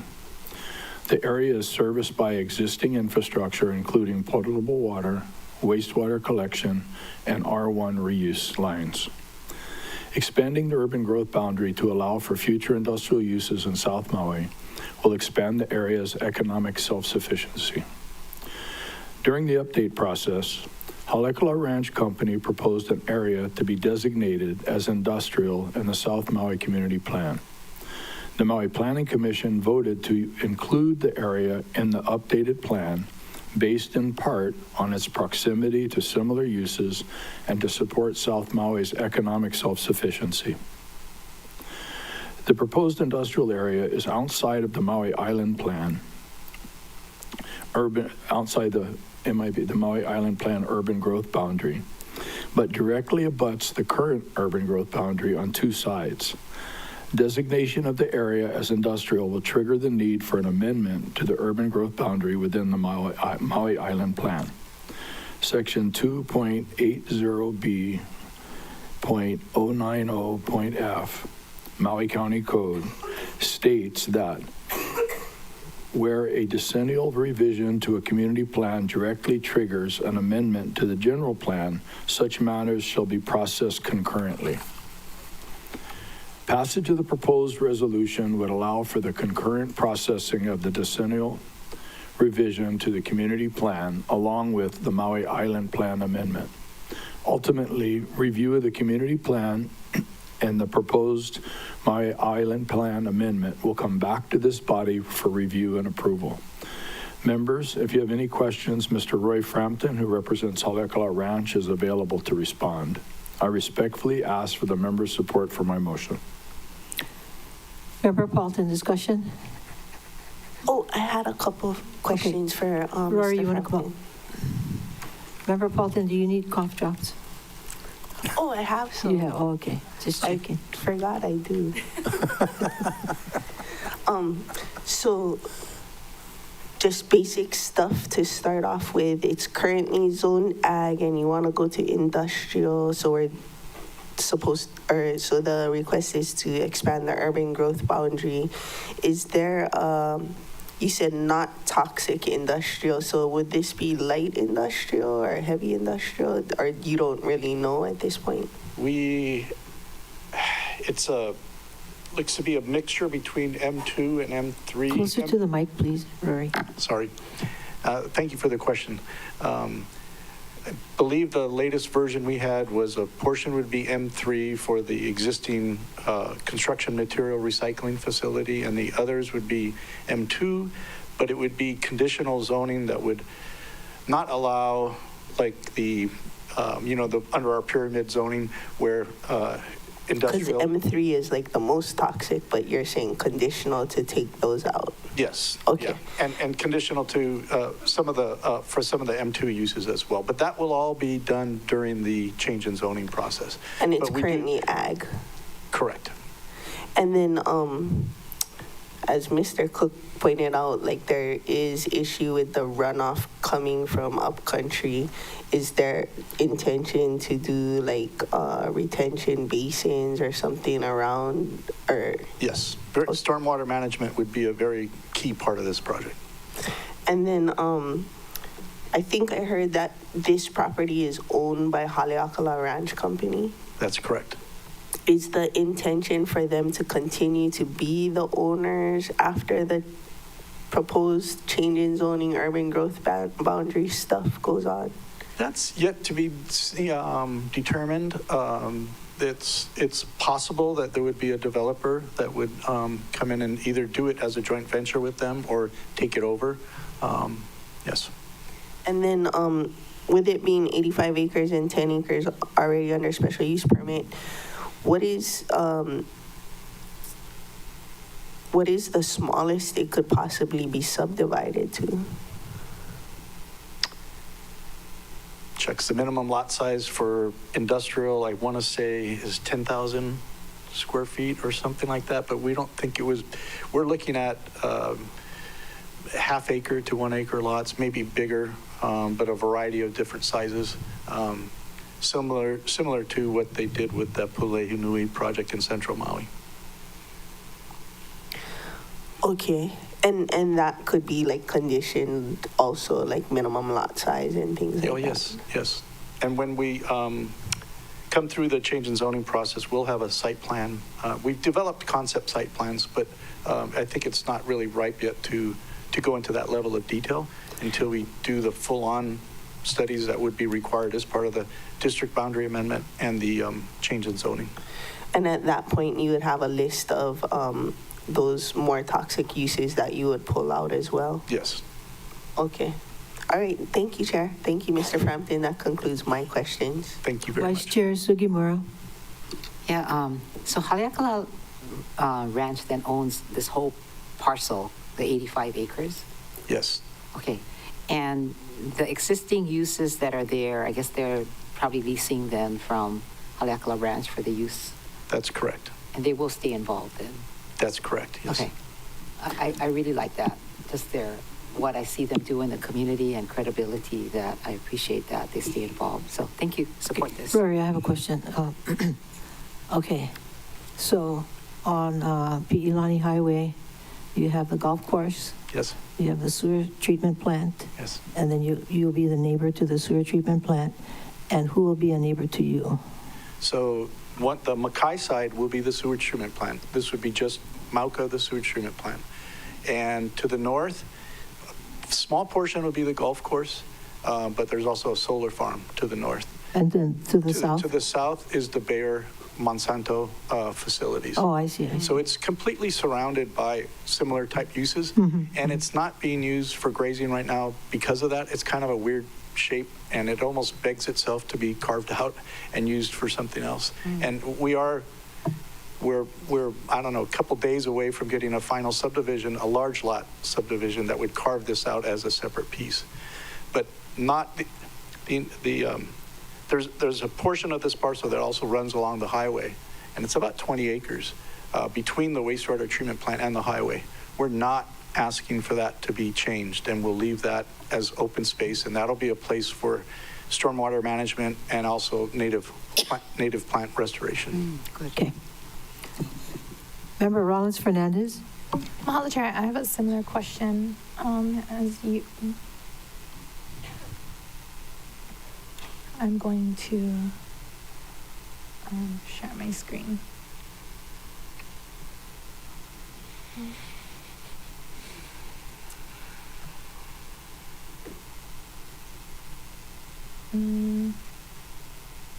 Oh.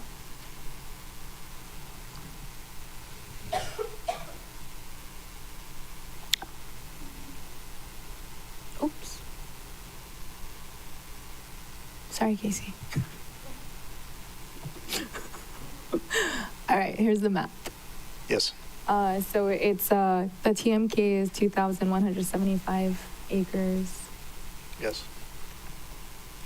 You said it's above the wastewater treatment facility. This is the wastewater treatment facility, and below the solar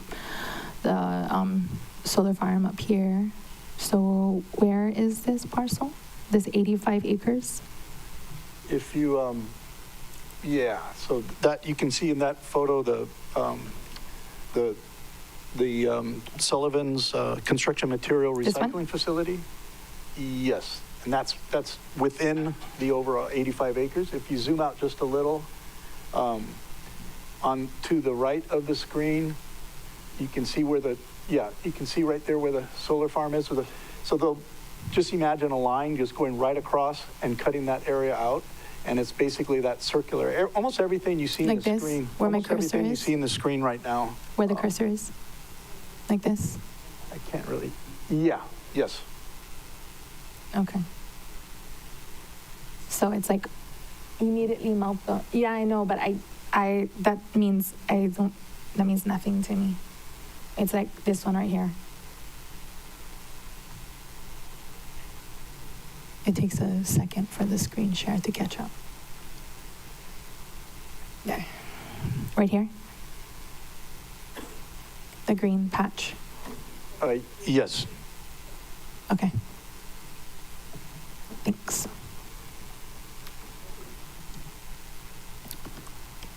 Did you have any questions? Any more questions?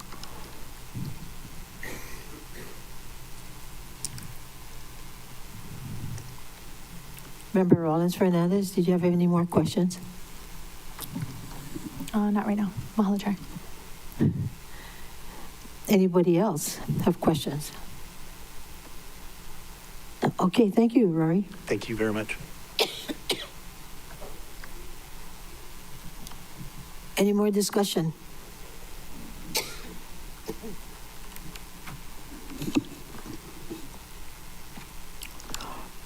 I just caught her cough.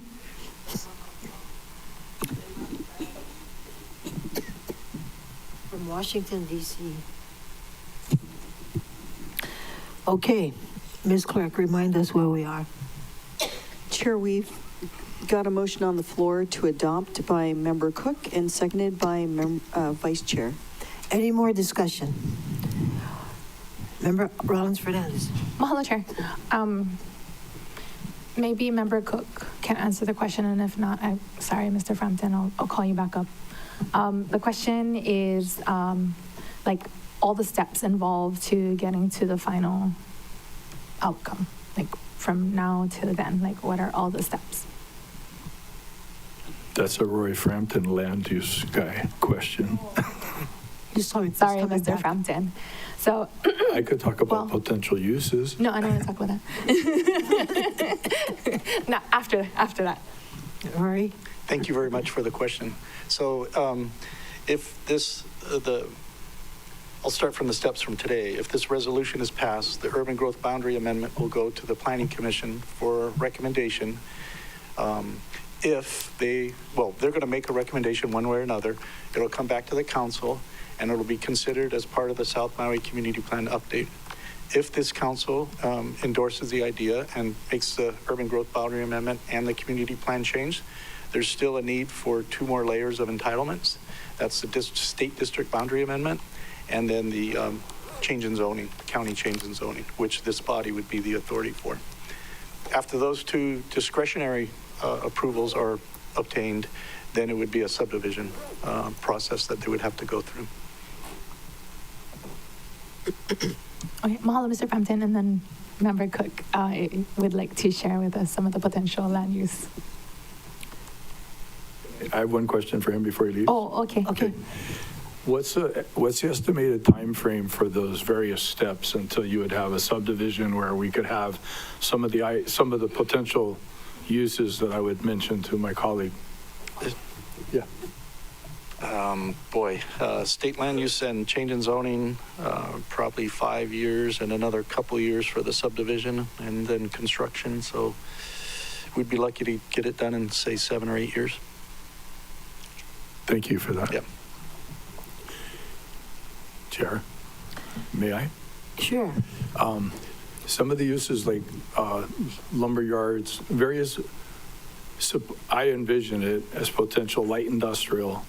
The things that people are currently going to town or to Kahului or to Central Maui for, they could basically stay in Kihei and be able to do it. So it should take should take traffic off the highway, the Mokulele and the Pi'ilani going north.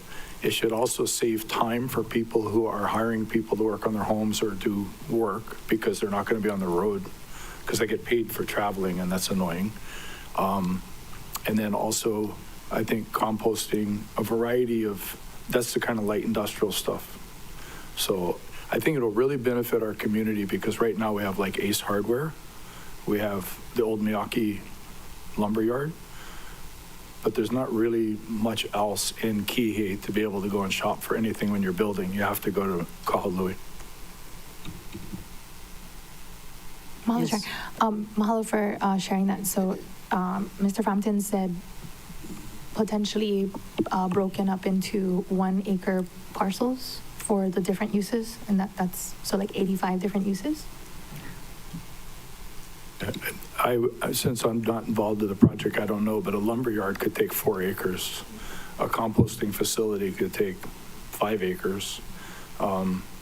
Storage facilities, just a variety of things. So more than likely, it would take maybe 12 years or 15 years to actually utilize it all. First, it has to be available, and kind of mapping to my sharing points this morning, pretty much any of these things that we discuss take a lot of time.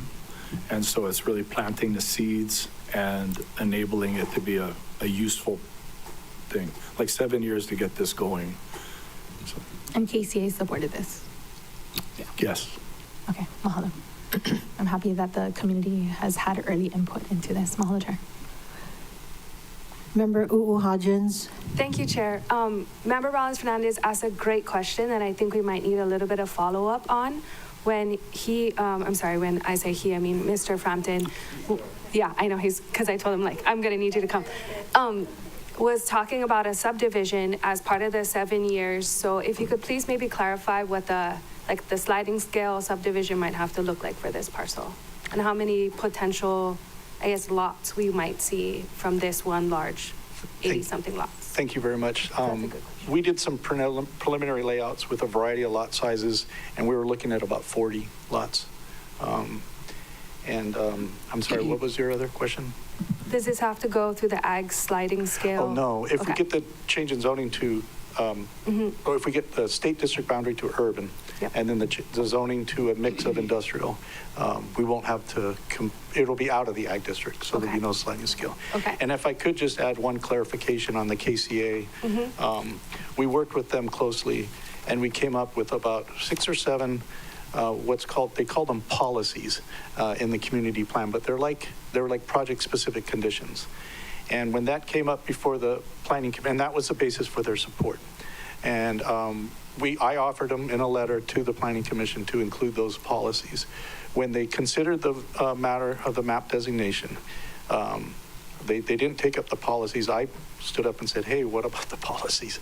And they, after discussion with the planning department, they decided not to include those specific policies in the plan because the planning department felt that there's going to be a much deeper dive at the change in zoning level, and that's where the conditions should be hammered out. So we're still supportive of those policies and those principles to, address things like stormwater runoff, putting in a roadway that could serve as a component of a Mauka collector road that would go in Mauka. So if this project gets built out, it'll build one portion of that Mauka collector road, if it's not built already. But anyways, so I just wanted to point out that I haven't heard from KCA since that vote was taken, and the fact that they didn't include the policies. They supported it with the policies. I'm not sure of what their position is now that the policies weren't included. So I'm not, so I just wanted to be clear on the record for that.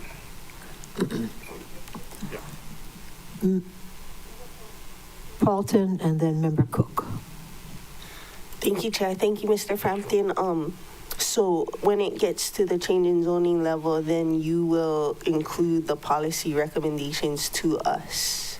Yes, and I imagine they'll be tweaked and but the concepts will still be there. Yes. I'm super supportive of the composting portion of it. Is one of the policies to have some sort of biosecurity measures on the composting? For the record, the composting facility is not operating now. It was for a long time, but it's not there now. But what we said was there would be conditions regarding the uses of the property, and that they shouldn't be toxic, if you will, or have noxious kind of impacts, and that there would be conditions that run with the land as part of the CC&Rs that would have various levels of responsibilities for the landowners. I guess, my main concern is, we want composting to happen. We want to do it locally and not import, our mulch and stuff like that. But we also want early detection if the materials coming in and going out contain coconut rhinoceros beetle, little fire ant, and the like. So I guess, that is one of my main concerns, is that we do compost locally and we utilize those best practices so that we're not spreading this problem, throughout the county. I agree 100%. Okay, main thing. Thank you. Member Cook, then Pro Tem Kama. No, just for clarity, basically, council will see this again in the future. When? As part of the community plan update process, which will be that you'll probably get it within a couple months, and then you'll have a year to act on it. And then you'll get it again for the change in zoning. Thank you. You're welcome. Pro Tem Kama. Thank you, Chair. Thank you for being here, Mr. Frampton. Just a question. How many acres does it take for a manufacturing plant? A manufacturing plant? Boy, I guess it would depend on what kind of manufacturing is happening. anywhere from an acre to 10 or 15 acres. Okay, okay, thank you. What did you have in mind, Pro Tem Kama? Well, there's a material shortage coming up, and I'm thinking we should take a look at what kind of materials can we manufacture here to do whatever it is we need. Mhm. Thank you. All right. Anybody else with questions? I think that's it, Rory. Thank you very much. Okay, moving on. Ready for the vote? All those in favor, raise your hand, say aye. 9 ayes, 0 noes, motion carries. A short recess, okay, 5 minutes.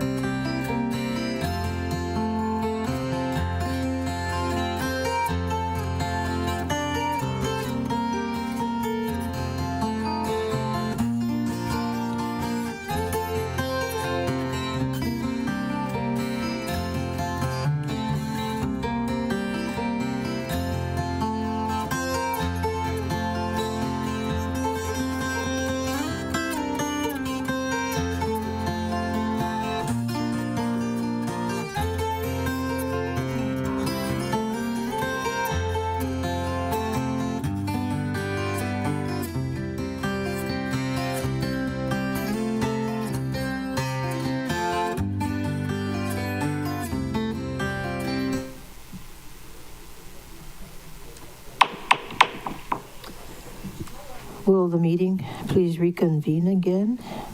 This time for real. The first time was practice. Okay. Ms. Clerk.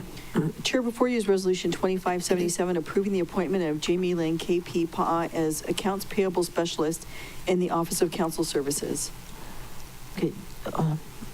Do you want the candidate to come down to the microphone? Yes. Jamie, I'm afraid you have to come down. Okay. Do you dance the hula? We never got a formal introduction. Well, let's have a discussion on the floor. So with a motion, Vice Chair Sugimura. Thank you. I move to adopt Resolution 2577. Second. Moved by Vice Chair Sugimura, seconded by Pro Tem Kama, to adopt Resolution 2577, approving the appointment of Jamie Lynn, KP Pa'a, as Accounts Payable Specialist in the Office of Council Services. I saw a hand up somewhere. If you want her to speak first, I'm fine. What do you want? Either way, either way. Okay, you go first and I'll do my explanation. Hi. Hi. I wasn't expecting to speak. I know, we did this on purpose. I just wanted to thank everyone for giving me the opportunity to advance my career here at the county. I've been with the county for almost 12 years now. I started with Office of Mayor Alan Arakawa, and then I moved into the Mayor's Office of Economic Development for about 4 years, and ever since then I've been a civil servant with the Department of Planning for 6 years now. Wow. Oh, very good. Long. So did you have your hand up? Yeah, I do. Vice Chair? Yeah, so if I could, so she told me to call her Jamie, not her full name, and she's a Maui native, a graduate of Kamehameha Schools in Stanford. She's like amazingly smart, right?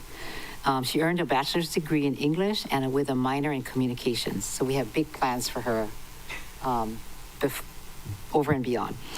She has been employed with the county, as she has shared with you, and I think this is a big loss for the planning department not to have you there. So thank you for joining us, and that we can use your skills extensively. You may not know, but she has really good genes. Her dad is Dane Kane, and her mom is Wendy. All of us know Wendy, who did great work in the Office of Council Services. And I hope that those genes carried forward to your talents as you join us. Is it accounts payable? Is that what you're doing? And April is retiring, I think is what's happening. So welcome to the family, and we look forward to you working really hard and getting everything all straight, organized, and perfect. Thank you. Thank you. Please don't quit. Anybody else with questions? Anybody else? Well, you give your parents our aloha and our love. Oh, I have one more thing. Okay. Okay, one more thing is, second and final, is that she's married to I don't know what his title is, but the Kamehameha Schools. And those of you that may know Hezi, this is Kiani, who knows my great-grandnephew well. He inspired Hezi to do what he's doing today in the field of technology. He's still going to college, but just a special family in many, many different ways. Mm-hmm. So I don't mean to take the stars and shine or light away from you, but you really come from a very special family. Okay. Okay, so we've covered all your genes. Greens too, I suppose. Any more comments or questions? I guess we're going to vote for you. Thank you. All those in favor of the motion, please raise your hand, say aye.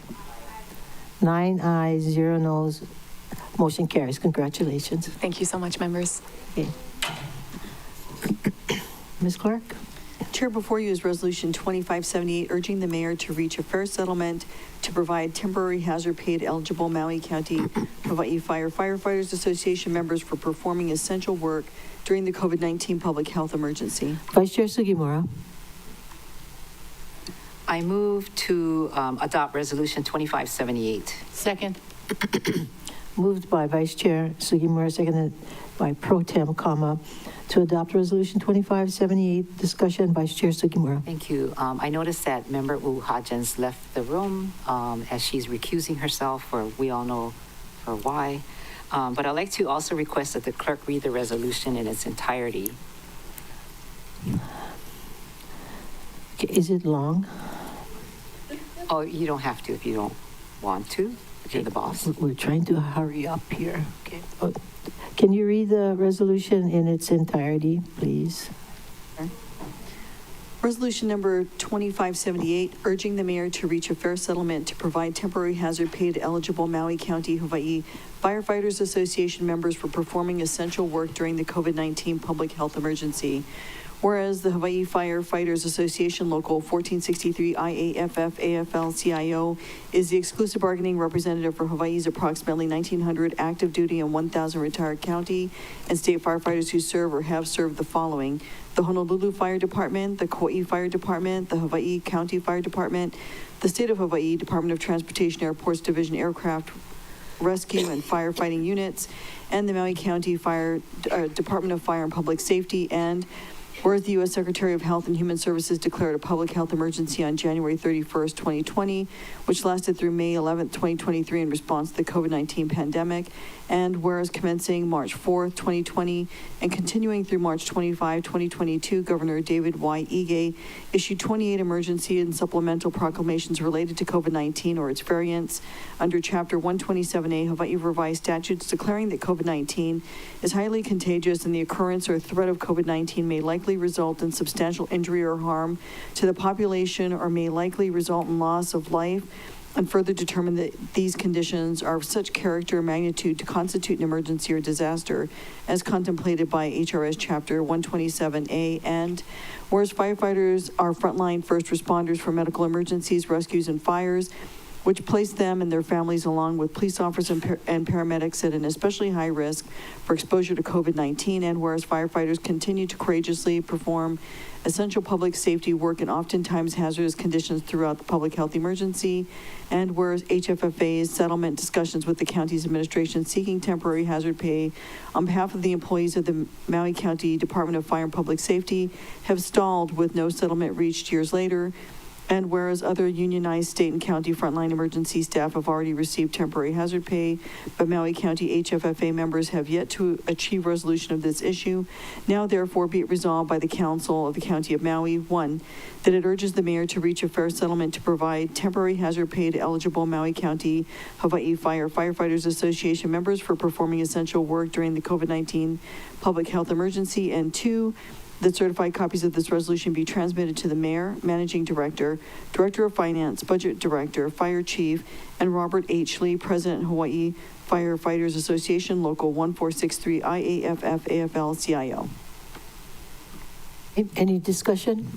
Thank you very much for reading the resolution. I just wanted the public to know how important that we think that this is, because we have covered, Chair, very proudly, we're the only county that has covered every other union that was presented to us that needed to have their support recognized during this COVID pandemic. And the firefighters are the last one. We did police, we have done all the other unions, and this is the last remaining one, and I think they deserve this COVID hazard pay. Member Paulton. I just was wondering if we knew what was holding it up, if we covered Shopo. Is it a different settlement that the firefighters union would like, or is it just like they're in line and they're last in line? I just curious. Does the corporate council know? No. We can ask the question. And then in Shopo, as well as the firefighters, the nature of the job is hazardous in general. So this is in addition to that. Okay, so Ms. Clerk, did you get those questions? Yes, Chair. So we have other people who have questions. Member Kiani Rollins-Fernandez? Mahalo, Chair. That was my question, if we had any information on why that payout has not been made, because this is like some years ago now. But I guess I can find out later. And then... no, we're going to send a letter and ask. Anna Rezo. Mm-hmm. And then I know Member Sugimura kind of made half a mention, but when we do come to the vote, I believe we're supposed to disclose why a recusal. Not because we all know. Yeah, we all know. But like for the record. Mahalo, Chair. Okay, Pro Tem Kama. Do we know how much money we're talking about here? I don't know. We don't know. Can we ask that question as well? We'll ask. Ms. Clerk? We don't know what they're going to agree to. I'm sorry, what was the question? How much is it going to cost, basically? Oh, Okay. sure, I don't know, yeah. Oh, you want me to add that to the list? Yeah, I can add that to the list. Yep. Member Paulson? If you could also add to the list,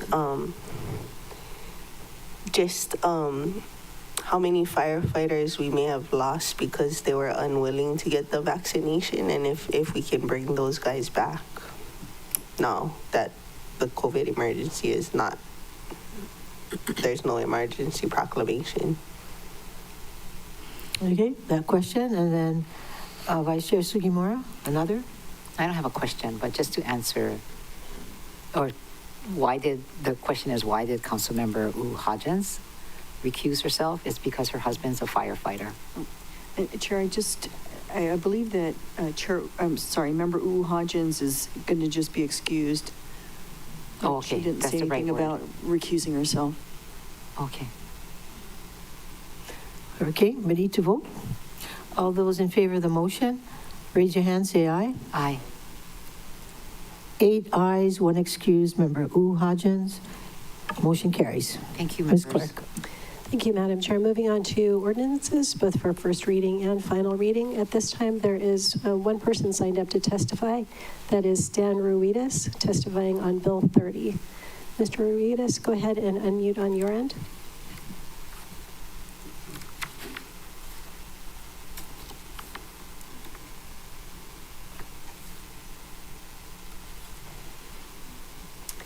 Oh, can you hear me? Yes, we can. Okay. Good morning, Chair and Council members. My name is Stan Ruidas, and I'm a lifetime resident of Lanai. I strongly oppose Bill 30, 2025. I do not support it because it is unfair and it alienates the Lanai community from participating in county government. For the last 3 years, I've been traveling to Maui for the Liquor Control Commission meetings, sometimes twice a month. I have been the chair for the last 2 years and vice chair for the year prior. For the last 20 years, I have sacrificed a lot of my time and energy on boards and commissions. Many times I have had to take vacation days to attend our meetings. I fought for our freedom in the military to ensure we will have a fair democracy. The county travel policy needs to be changed. We're not rich like you guys, and we have to front the travel costs, and that is not fair. I've had to pay upwards of $480 a night to stay at the cheapest hotel, which is Maui Beach. That's kind of crazy. And then I have to wait for reimbursement 4 months later. I left 4 messages for the person in charge of the boards and commissions and no response.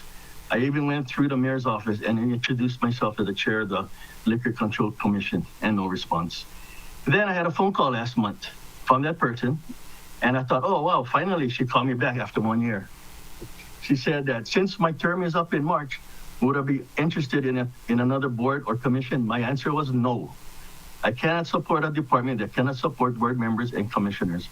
I think your system must be fixed first before I selfishly sacrifice my time for the county. There must be a problem, and I think that is why a year ago the INB Independent Nomination Board was established. So how is that working out for you guys? I see this bill as a discrimination against the Lanai residents, and please don't exclude us. I recommend that this bill be amended, and the only changes is from shall to must. Again, I oppose Bill 30, 2025. Thank you. Questions, members? If not, thank you very much, Mr. Ruidas. Chair, at this time, there's no one else signed up to testify on the ordinances, so we'll go ahead and give last call, counting down 3, 2, 1. Chair, there's no one signed up to testify on ordinances. Any objections to closing public testimony and accepting written testimony on ordinances, members? No objections, so ordered. Ms. Clerk. Thank you, Chair. For referral to the Water and Infrastructure Committee is Bill 28, 2025, a bill for an ordinance amending Chapter 16.29 Maui County Code relating to flood hazard areas. Any objections to referring this to the Y Committee? Member Cook, oh, you're looking at me like you're not happy, huh? You okay with that referral? Okay. So ordered, referred. Next item. Chair, before you is Bill 29, 2025, a bill for an ordinance amending Section 2.88.030 Maui County Code on the Maui County Cultural Resources Commission's membership. Member Paulton. Thank you, Chair. I move to pass Bill 29 on first reading. Second. Moved by Member Paulton, seconded by Member Hodgins to pass Bill 29 on first reading. Discussion, Member Paulton. Thank you, Chair. This bill amends Section 2.88.030 to remove the one representative per island requirement for the Maui County Cultural Resources Commission. This requirement has hindered filling vacancies with the best qualified candidates. This change allows greater flexibility to ensure the commission reflects the expertise needed to preserve our cultural heritage. And as a side note, vacancies that are preventing quorum is preventing Lahaina's rebuild. There's only 3 historic districts in Maui County, and they are in Wailuku and Lahaina. And, you know, if there's not quorum for the Cultural Resources Commission, then it's another burden for the rebuild in the historic district of Lahaina. And as seen in the aftermath of Hurricane Katrina, excessive regulatory requirements led to the gentrification of the lower quarter and those areas where many of the people were not able to return. And so, you know, I can understand people from other islands not being familiar with our historic districts, being that they occur only in Wailuku and Lahaina. This is not to say that people from other islands can't apply and sit on it, on the Cultural Resources Commission. That is totally acceptable if there's a qualified candidate. But the requirement that we have a Lanai seat or whatever is holding us back at this point. You know, we had multiple qualified candidates at the last council meeting, and we weren't allowed to fill them because we're waiting on a Lanai candidate, which never came forward. So that's my discussion. Any more discussion? I thought I'd give Gabe a chance. Vice Chair Sugimura? Gabe, Member Johnson? Thank you, Chair. Well, you know, first off, I always am going to advocate for my community to have a seat at the table. What Councilmember Paulton said, I appreciate that. So I'm going to try to ask my community to please help carry the load, help us fill these seats. I can't support the bill as it's written, but I will go out and advocate for my community to go out and please fill the boards. Please come and volunteer some of your time. We can't all, I know Commissioner Stan, you know, he's done years of volunteering. And I know a lot of folks who can sit on Facebook and make all the comments and say all the things, but some of us have to carry the load. There's this very important seat at the table that we should fill. So for the folks on Lanai, please fill out the form, take some time, and a lot of these meetings you can do virtually. So that being said, I understand the rebuild, but I just can't support the bill. Thank you, Chair. Thank you, Vice Chair Sugimura, then Member Rollins-Fernandez. So related, I just want to say that I see the INB process not working. And I'm going to keep on saying this because I think it brings a lot of frustration and unfulfilled seats just because of trying to implement this new charter amendment. And it's not working. So that adds to this problem. Member Rollins Fernandez. Mahalo, Chair. I share the frustration, but this particular one is not because of INB, it's because there is an applicant. The Lanai Planning Commission also has vacancies that need to be filled, and there was a lack of applicants. This bill doesn't only affect Lanai, it affects Molokai too. Molokai did not have a representative on the CRC for a year. We just got one at the last council meeting. And personally, if we are struggling on Molokai to provide representation and then is going to hold up the opportunity for quorum, that's not something I would support for Molokai. I would support quorum over representation because work needs to be done. And we all are in this together. I understand the fear of losing representation, especially as a Molokai person. But that makes it more urgent for us to all work together to find people to sit on the boards and commissions. And if there's an applicant, I don't think this council or the mayor's administration would be opposed to expediting an applicant from Lanai to ensure that there is representation. I wouldn't be. Sorry, I won't speak for everyone. I'm just saying that I think that based on folks' comments before. So it's not a prohibition. It's just we got work to do. And if folks aren't putting in the time and effort to ensure representation is made and applying, because it is hard work. I understand. Our population is small too. We have a small pool of qualified individuals as well. You know, I know our population is about double the size of Lanai. But in order to honor that, like we do like work really hard and we make lots of calls. My team on Molokai, Ms. Lindo, Ms. Hanapi Hirata, and our INB representative, Kilia Purdy Avellino, we make lots of calls, we send lots of emails out, and we help people fill out the forms. We make sure the forms are sent to the right person at the time. I know it's a lot of work, but in order to honor the seat, you have to put in the work. And I think one of the things that's more important right now for Lanai Island is to fill the Lanai Planning Commission because there's vacancies there and we didn't take anything up. So I would think that that would be more of a priority right now for that community than the CRC. Mahalo, Chair. Thank you. Anybody else? Member Sinensi. Thank you, Chair, and mahalo for this discussion. We, too, in East Maui have a small collection of candidates to fill some of these boards and commissions, so we're always working really hard. Our staff in Hana is always calling people. We normally try and get all the people that call us about certain things and that's wrong with the county. So those are our first candidates.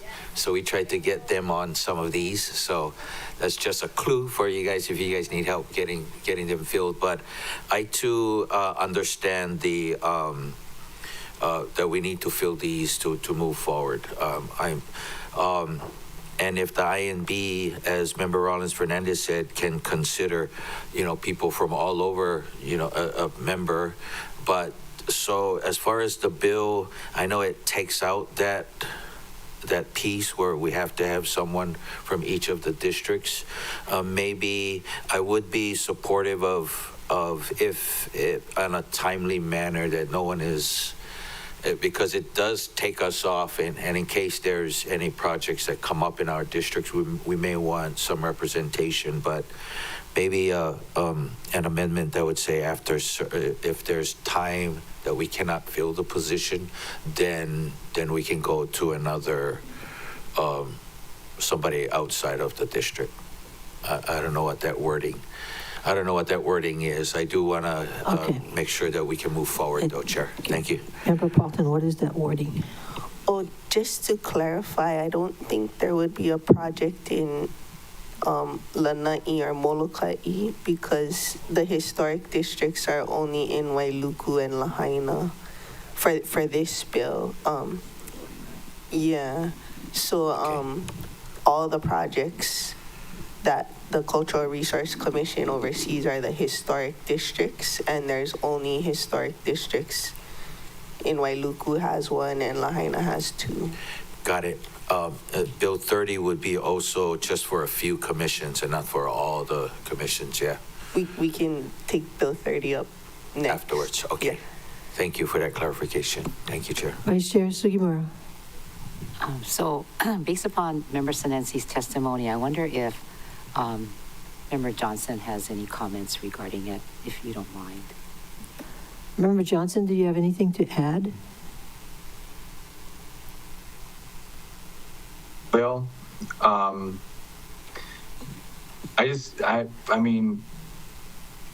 understand that in those districts, it's not, doesn't have a lanai on it. And as far as the time, if there's wording that, I always have to fight for my community. And I know maybe I look at myself as I send them emails. There's this positions open. I just like with Councilmember Paulton, and a lot of us do, we try to fill these seats.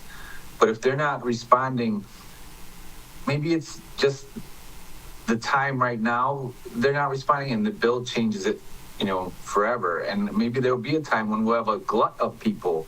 Maybe the board will be working as intended, but right now it's not, and I don't want to slow it down, but I just can't support the folks not getting their seat on the night, they don't have a big enough voice as it is. I don't want to do it and Thank you. Give them even less. Okay, members, as far as my comments, I understand how the members feel, Member Johnson, Member Sinensi, but we are talking about an urgent matter with the recovery of Lahaina. So, bills can be changed, ordinances can be changed in the future. Are you ready to vote? Okay. Pardon me? Okay. All those in favor of the motion? Oh, you want roll call? Roll call. Councilmember Pro Tempore Tasha Kama. No. Vice Chair Sugimura. No. Councilmember Paulton. Aye. Councilmember Johnson. No. Councilmember Rollins Fernandez. Aye. Councilmember Cook. Aye. Councilmember Hudgens. Aye. Councilmember Sinensi. Aye. Council Chair Lee. Aye. Chair, there are 6 ayes, 3 noes, motion carries. Next item. Chair, before you is Bill 30, 2025, a bill for an ordinance amending Section 2.41.080 Maui County Code on minimum island representation for boards, commissions, and committees. Okay, Member Paulton. Thank you, Chair. I move to pass Bill 30 on first reading. Second. Moved by Member Paulton, seconded by Member Hudgens to pass Bill 30 on first reading. Thank you, Chair. Bill 30 updates the residency requirements for the Board of Variances and Appeals, Fire and Public Safety Commission, Liquor Control Adjudication Board, Liquor Control Commission, and Police Commission. It removes the minimum island representation requirement for Lanai while retaining it for Molokai. This bill aims to address long-standing difficulties in appointing Lanai residents to fill vacancies. Any more discussion? Just that, in the last council meeting, we were prohibited from filling a seat on the Board of Variances and Appeals because it was stated that that seat was reserved from Lanai, but there were no candidates from Lanai. And I did read, the testimony and hear the testimony from folks. And I agree with all of it. Mr. K made some great suggestions, and I don't think anything prohibits him or Member Johnson or the administration from pursuing those suggestions. Similar to the last bill, this does not prohibit anyone from Lanai from applying and serving on these boards. And I am open to language that says, a preference would be given to qualified candidates from Lanai. But we cannot force people to do public service. If they don't want to do public service, it shouldn't hold the rest of us back. I'm all for, looking into the suggestions made by Mr. Ruidis, not me personally, because I got a lot on my plate right now, but Member Johnson or the administration, it is very concerning what Mr. Ruidis said about his many calls not being answered. That should be looked into by Member Johnson. The fact about the reimbursement should also be looked into by Member Johnson. I believe there isn't a requirement for folks to come in person. They can also participate remotely if it's a financial burden, but I don't think that it should be a financial burden if there is a way to address that. But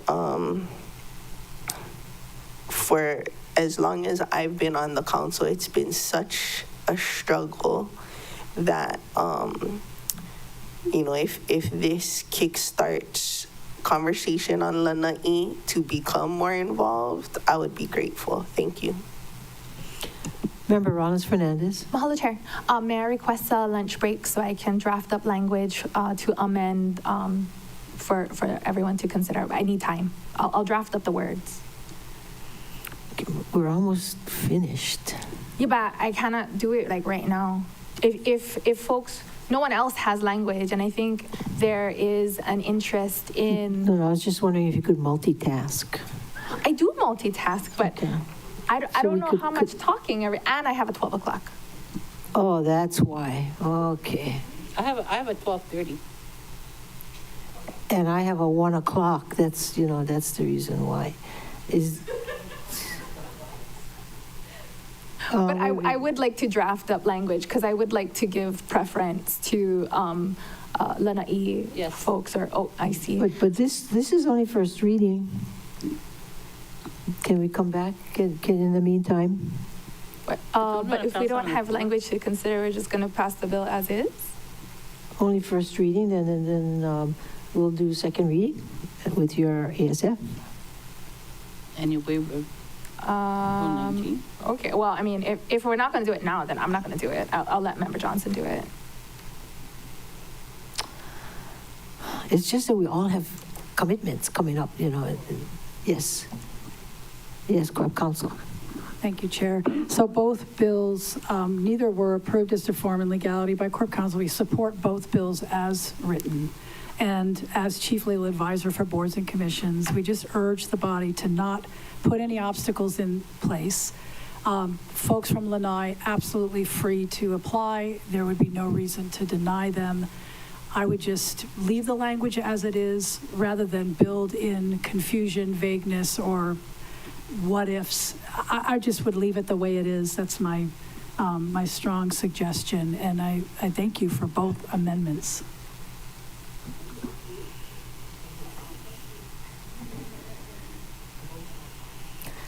Pro Tem Kama.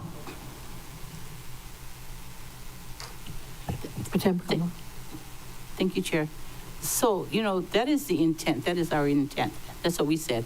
Anybody from Lanai can apply at any time. That won't be denied. But where's that in writing? It's understood. We're all here today, but we're all not going to be here tomorrow or the next year and years after. Where is that documented that they can continue if we pass this? Member Paulton. It's documented in that it doesn't say no one from Lanai can serve on these boards. It doesn't say that. It doesn't say only people from Maui and Molokai can serve on these boards. It doesn't say only people from Hana can serve on these boards. And so it's open to all citizens of our county, but the requirement was that there needed to be people from Lanai. So it's taking away the requirement, but it's not taking away the ability. And there is a section, I forget if it's in the charter or the code or where, that emphasizes diversity. I mean, I don't know if that's kind of a bad word in DC, I guess. It's a good word but, here. We love but diversity. not here. And so, you know, geographic diversity is part of that to me. But like I said, we can't force somebody to offer their public service. We had Mr. Ruiz, who served for many years, and I thank him for his service, but even he doesn't want to. And so if we had people from Lanai that was offering their service and said, I'm not gonna do it anymore, you guys gotta fix some things. The alternative to nobody from Lanai serving on the board and it still being a requirement is that we have vacancies. And if we have vacancies, that puts on all the rest of the board and commission members that they need to show up. That, you know, imagine this body right here, if every week 5 people didn't show up and the other 4 of us came ready to do our homework, ready to pass the people's work, would that not be frustrating to the people who are volunteering their service? Right. So this is not to exclude Lanai, it's to try and fill our boards and commissions so that they can do the people's work. We can't force someone to do public service. And so I'm removing the requirement, but not the ability. I didn't put in the bill, nobody from Lanai can serve on a board and commission. It's just removing the requirement. Member Hodgins. Thank you, Chair. I would like to just put in a few comments. I've had the pleasure of serving as the Great Committee Chair for the last 2-something odd months, or years, and then a few months, and it has been extremely difficult to find volunteers. Maui County has, I think, a population of over 160,000 people, and we still struggle for Maui County. It's a struggle to find people to volunteer. I get that people don't want to put themselves out. I completely understand. And it must be extremely difficult for Member Johnson and the people of Lanai with their very small population to either have the same people volunteering their time, the same people paying for Maui County's extremely expensive hotel rooms. And I want to recognize that I don't anticipate this bill is silencing them or taking away their right to participate. I don't think that's our intention when I support this bill, and I don't think that was Member Paulton's intention when she wrote this bill, but rather to, like she said, remove the requirement. Not that we wouldn't prefer for all 3 counties to have a place on the board. We welcome their participation with open arms, and we welcome them to continue to participate and apply and provide testimony. It just will allow us to fill the vacancies that have been plaguing our boards and commissions for far too long. I don't think, and of course Member Paulton does a great job speaking up for herself, that she ever intends to silence anybody's voice, regardless of where they live, especially if they live on Lanai or Molokai or really anywhere else. I think when we were talking about this earlier, it's not too dissimilar to KS, Kauai Schools application policy, where they prefer, Hawaiian students, but it's not mandatory. And so we will, I think, as long as we are all here, love to have Lanai residents participate, but it just allows us a way for us to move forward and continue to fill the vacancies and not continue to hamstring our boards and commissions, as we do have very important work to do. And we continue to support Lanai's residents and would love to continue to support them on our boards and commissions, but it just allows us a way to fill these vacancies. Thank you, Chair. Member Paulton, then Member Rollins-Fernandez. Thank you. And I think Member Rollins pointed this out previously, but Lanai Planning Commission itself has 3 vacancies, I believe.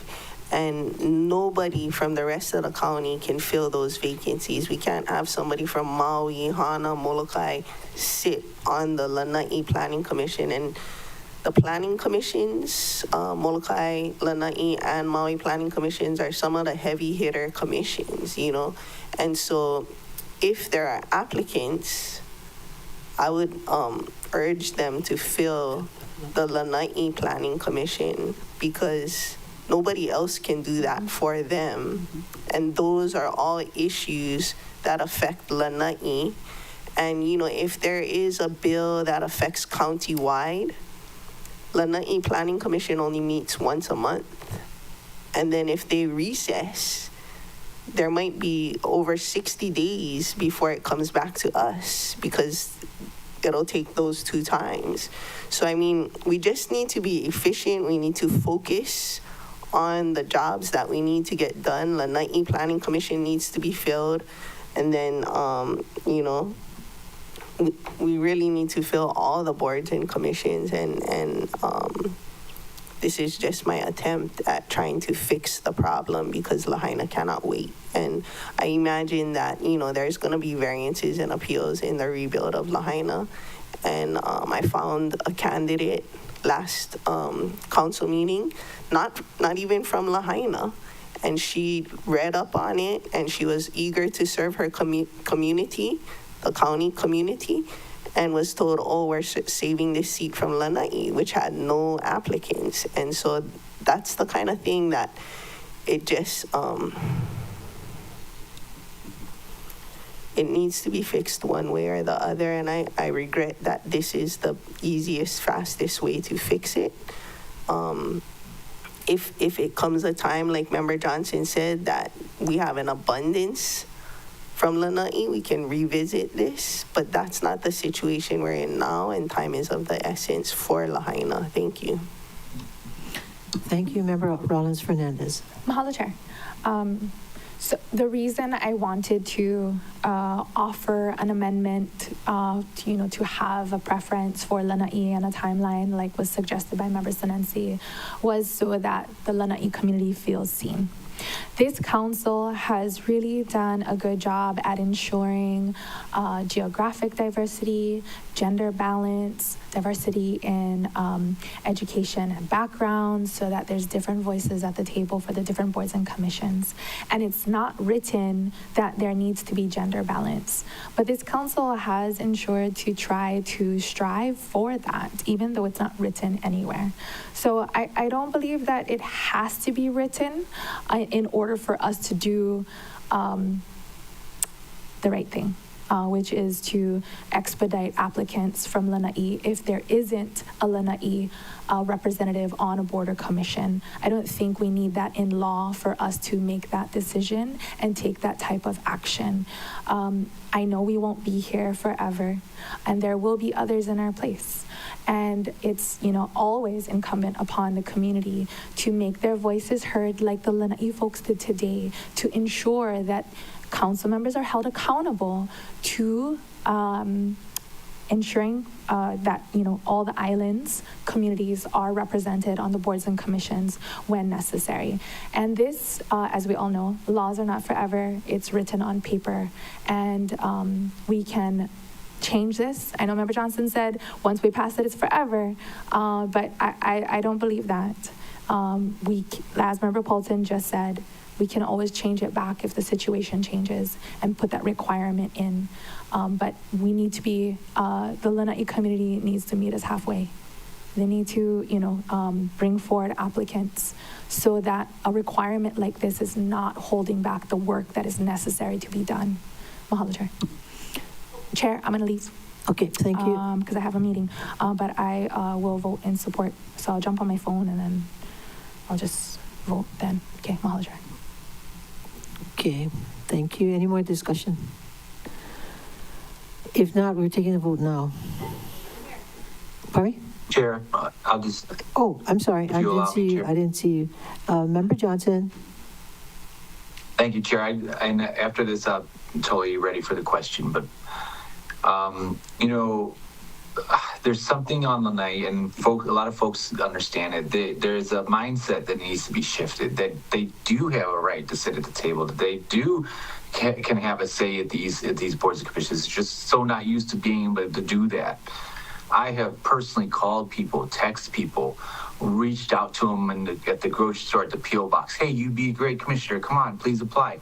We've put emails, we've done email blasts, we've posted it around town, social media, and then NIB, the NIB comes in, and it's like, okay, good, that'll help it, and it hasn't. So I just gonna say to my community, if you're watching, please help carry the load. We cannot I cannot be the only one carrying the flag on the hill. We need all of Lanai folks as much as you can to come apply for these boards and commissions, because as the council members make valid points, we can't be the ones holding back progress. So I just wanted to add that for the record, that I have been trying, and it's just, there's some mindset that needs to be shifted. Thank you, Chair. Thank you. Pro Tem Kama. Thank you, Chair. So I heard all what my council members have to say, and I would have to agree with many of them here. But I just, to be clear, at least for me and Member Johnson, that at any time, should a Lanai applicant come to sit on some of these boards, that they will be considered. And if they're going to be considered, then we probably won't have a problem, just saying thank you very much, and we accept them. So I will be voting yes with my colleagues. Thank you. Thank you, Member Johnson. Thank you. Let's have the vote, Ms. Clerk. Roll call. Pro Tempore Tasha Kama. Yes. Vice Chair Sugimura. No. Councilmember Paulden. Aye. Councilmember Johnson. No. Councilmember Rollins Fernandez. I am working remotely from my office, and I'm with Director Blightstone Thank you. for disclosure. Thank you. Councilmember Cook. Aye. Councilmember Hodgins. Aye. Councilmember Senenci. Aye. Councilor Chair Lee. Aye. Chair, there are 7 ayes, 2 noes. Motion carries. Okay, thank you. Who said this job was easy? Okay, next item. Thank you, Chair. Before you is Bill 31, 2025, a bill for an ordinance amending the fiscal year 2025 budget of the County of Maui, Appendix A, Part 2, Affordable Housing Fund, Kaia'ulu Kukuia. Member Paulton. Or Vice Chair Sugimura, either one.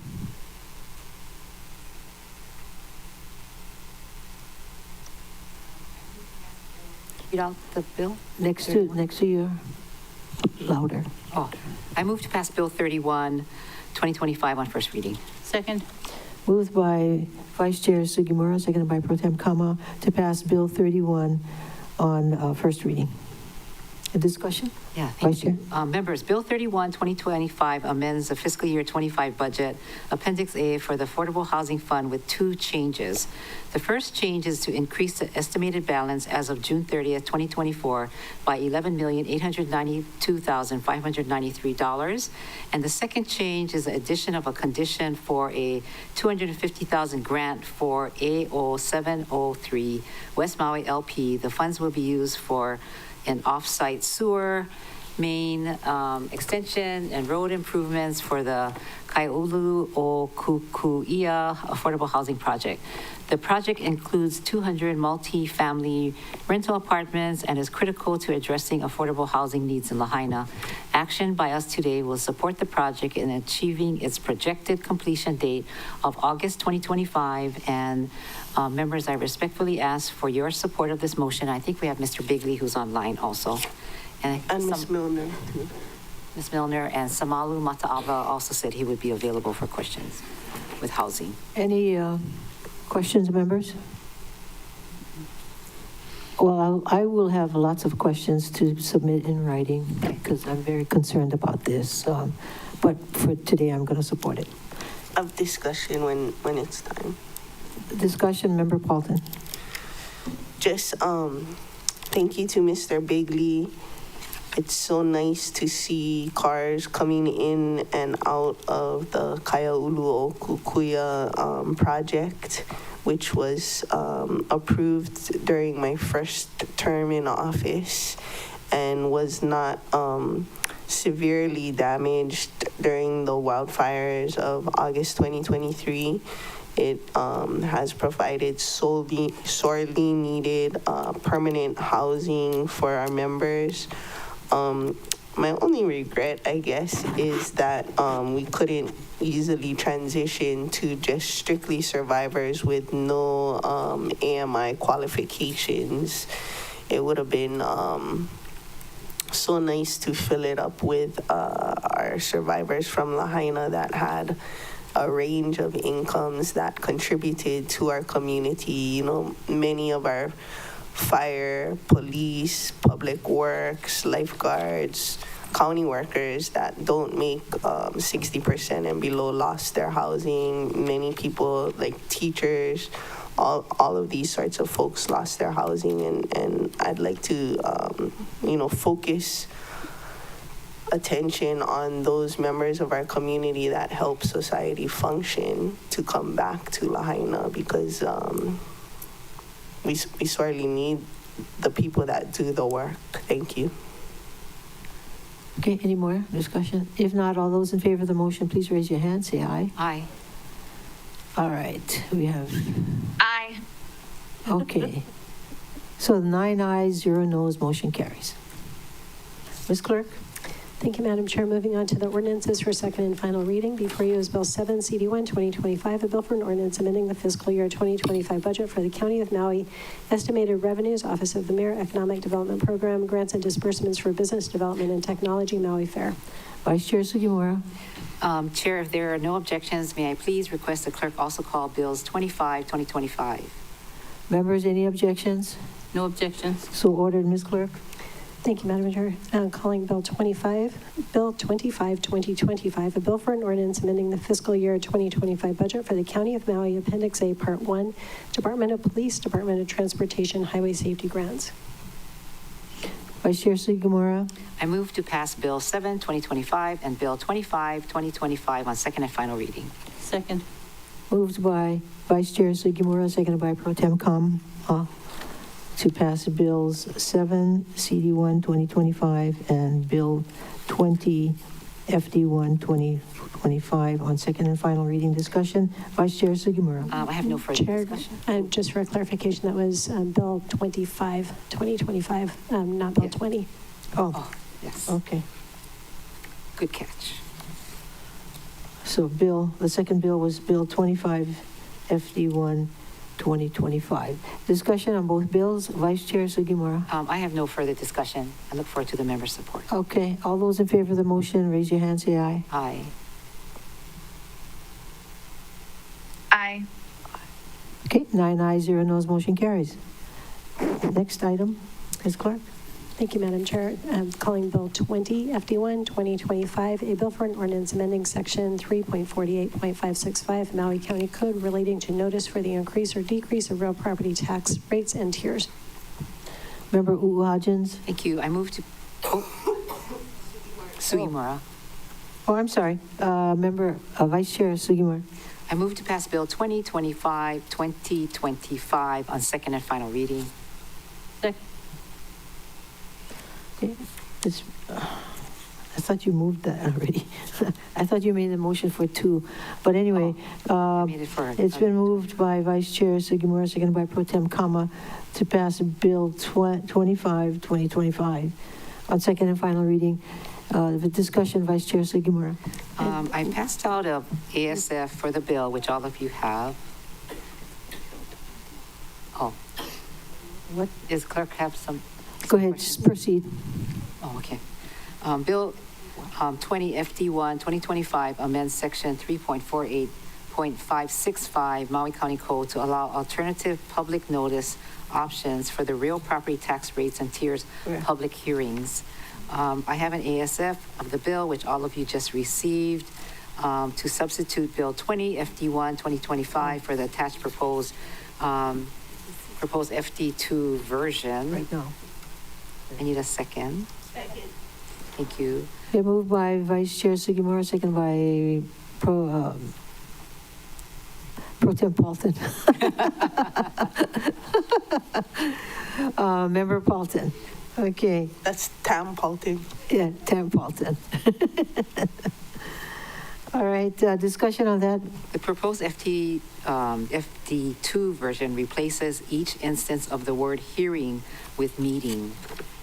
And the change will clarify that the council's deliberations on the real property tax rates and tiers are governed by the Sunshine Law's robust public hearing requirements, but will still provide flexibility in how public notice is provided. Okay, any more discussion? Oh, wait, one more thing. So Okay, this one more change was thing. discussed with Corporation Counsel, and they have approved the FD2 version as to form and legality. Thank you very much, Chair. All right, any more discussion? Ms. Clerk, please repeat the motion. Thank you, Madam Chair. So this is an ASF substituting an FD2 version for Bill 20, FD1 2025. All those in motion, all those in favor, please raise your hand, say aye. Aye. Aye. Oh, I was waiting for that. Thank you. 9 ayes, 0 noes, motion carries. Ms. Clerk? I still have more. Thank you, Madam Yeah, no, Chair. she's going to repeat the motion so I don't miss anything. And so this is back to the main motion to pass Bill 20, and this is as substituted with the FD2 version on first reading. Oh, Okay, sorry. to pass Bill Second 20 reading. as substituted, right? Yes. Okay.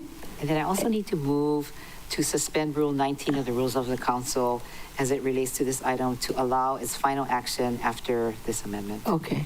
Second?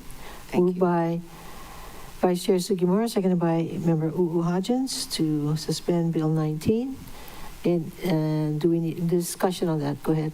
I just want to thank everybody who worked on this because it has taken us all the way up till yesterday to get this correct so we can follow HRS. I want to also thank Tom Crowley, who he always pays great attention to the work that we do. And yes, it was one of his requests during the last budget session, as well as Member Johnson during the last budget session, that we couldn't make any changes because we had already published this and required by HRS and of course our challenges with Maui News. I wish we had our paper back to be Ms. every Clerk, day. should I take the motion But that's it. separately? Appreciate your support. So what would be before the body right now is the Suspend. Rule 19. Okay. Rule 19. We'll take it separately then. All those in favor of suspending Rule 19, raise your hand, say aye. Aye. Aye. 9 ayes, 0 noes, motion carries. And now the motion as substituted? The bill as substituted. Any more discussion? No. All those in favor, raise your hand, say aye. Aye. Hi, Vernon. Aye. Mr. Vernon Kahalikau. All right. Then the motion as amended? All those in favor, raise your hand, say aye. Aye. Yeah, lots of ayes, one more aye missing. There's the aye. All right. 9 ayes, 0 noes, motion carries. Ms. Clerk? Thank you. Thank you, Madam Chair. Before you is Bill 23, 2025, a bill for an ordinance amending the fiscal 2025 budget for the County of Maui, Office of the Mayor, Economic Development Program, Grants and Disbursements for Business Development and Technology, Makua Paia Haiku, Economic Development, Environmental and Cultural Programs. Member Hodgins? Thank you, Chair. Move to pass Bill 23, 2025 on second and final reading. Second. Moved by Member Hodgins, seconded by Vice Chair Sugimura to pass Bill 23, 2025 on second and final reading. Discussion, Member Hodgins. Thank you, Chair, and thank you in advance, members. This Bill 23 appropriates $10,000 for the Kapakulua Roping Club and Youth Rodeo, Inc., while reducing the $25,000 appropriation by $10,000 for the Makua Paia Haiku residency area cleanup efforts, security, beautification, maintenance, community outreach, educational events, and economic development. And again, thank you, members, so much for your support in the last time, and hopefully your support in a few seconds. Thank you. Vice Chair Sugimura. I want to commend Member Hodgins to solving this problem. We were at a meeting, community meeting, and we heard this concern of misunderstanding of some grant funding. So thank you for solving that very quickly, by the way, and I support this 100%. Very good. We have such talented people on this Yeah, council. seriously. Very good.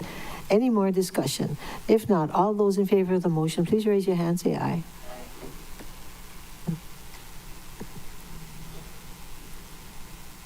Wait for it, wait for it. Okay, 8 ayes, 1 excuse. Oh, there, 9 ayes. 9 ayes. Motion passes. And okay, are we down to the final one? Yes. And so before you is Bill 27, FD1 2025, a bill for an ordinance amending Section 2.41.050 Maui County Code on vacancies for county boards, commissions, and committees. Member Hodgins. Thank you, Chair. I move to pass Bill 27, FD1, 2025 on second and final reading. Second. Okay, moved by Member Hodgins, seconded by Member Paulton to pass Bill 27, FD1 on second and final Thank you so reading. much. Member Hodgins. Thank you, and thank you to the clerk's office and Ms. Aldana for passing out what I think this is the fifth one, so she's getting her steps in today. Thank you so much. I move to substitute Bill 27, FD1, 2025 with the proposed FD2 version attached to my amendment summary form. Moved by Member Hodgins, seconded by Pro Tem Kama, to substitute this bill with the proposed FD2 version. Discussion, Member Hodgins. Thank you again, Chair. Bill 27's purpose is to close the gaps in Charter Section 13-2 by providing a mechanism to fill all boards and commission vacancies. The Council amended Bill 27 on February 21st, 2025 to allow the Council 60 days to nominate and approve the appointment of an individual to fill a vacancy seat that requires Council confirmation. These amendments include revert the number of days the Council has to nominate and approve the appointments during the Council confirmation from 60 to 30, maintain the consistency with Charter Section 13-2, parent 17, require the Independent Nomination Board or Mayor as the IMB's designee to submit the IMB's list to the Council upon the expiration of the Mayor's deadline to submit the nomination, to clarify the Council's ability to make unilateral appointment without consulting the IMB if the deadline for providing the list is missed, and clarify the need to maintain the IMB's list in compliance with the state and county privacy laws. I feel like this bill needs a drum roll as well. Thank you so much to OCS and Corporation Council. Thank you. I know this is so exciting for us. We have been in a stalemate, and this is really important, as we discussed earlier, to have boards and commissions move forward and fill the vacancies. And at this time, Chair, I respectfully ask the member's support of my motion. Thank you. Member Paulton. Thank you, Chair. I just had a couple clarifying questions, because I'm not a lawyer. So as the mayor or the INB submit the INB list to the council, is that everybody that applied or just the people that they selected from the full list? I believe it's the people that were selected, but I think Corporation Council might be better to answer that. Corporation Council. Thank you, Chair. So what would be transmitted to you folks would be if the mayor does not make a selection and there are still people on the list that need to be considered, that list shall be transmitted simultaneously with the notification to you that you have to fill that seat. So the list will be anybody left over that wasn't selected. Okay, and then follow up to that is, as that's sent to us, can we only select from that list, or can we also take application from the public? Corporation Council. Thank you, Chair. You can only select from that list unless you reject the whole list and send back to the INB and say, I want a new list, and then they have 75 days to give you a new list. So, we will not select from the public like how we have in the past unless, no, even then, if we reject the list, we don't get from the public, we get from the IMB a new list, right? In 75 days. Well, but if the IMB fails to provide a list and the mayor fails to make a selection, you would pick from the public. Only in that one or case. If the list is not transmitted timely under this provision, then you would make your selection even if there was a list. You wouldn't be bound by the list because we now have, remember what was the problem the last time was you folks didn't get the list. Yeah. So this gives indication of how that list shall be transmitted to you. And so if we reject the entire list, then the INB can go and do their work within 75 days, get a new list, but it doesn't go to the mayor, it comes to us, the new list. That's correct. If it's already gone to you for consideration, and you look at that list and you say, we don't like those people, they have 75 days to get you a list, not go back to the mayor.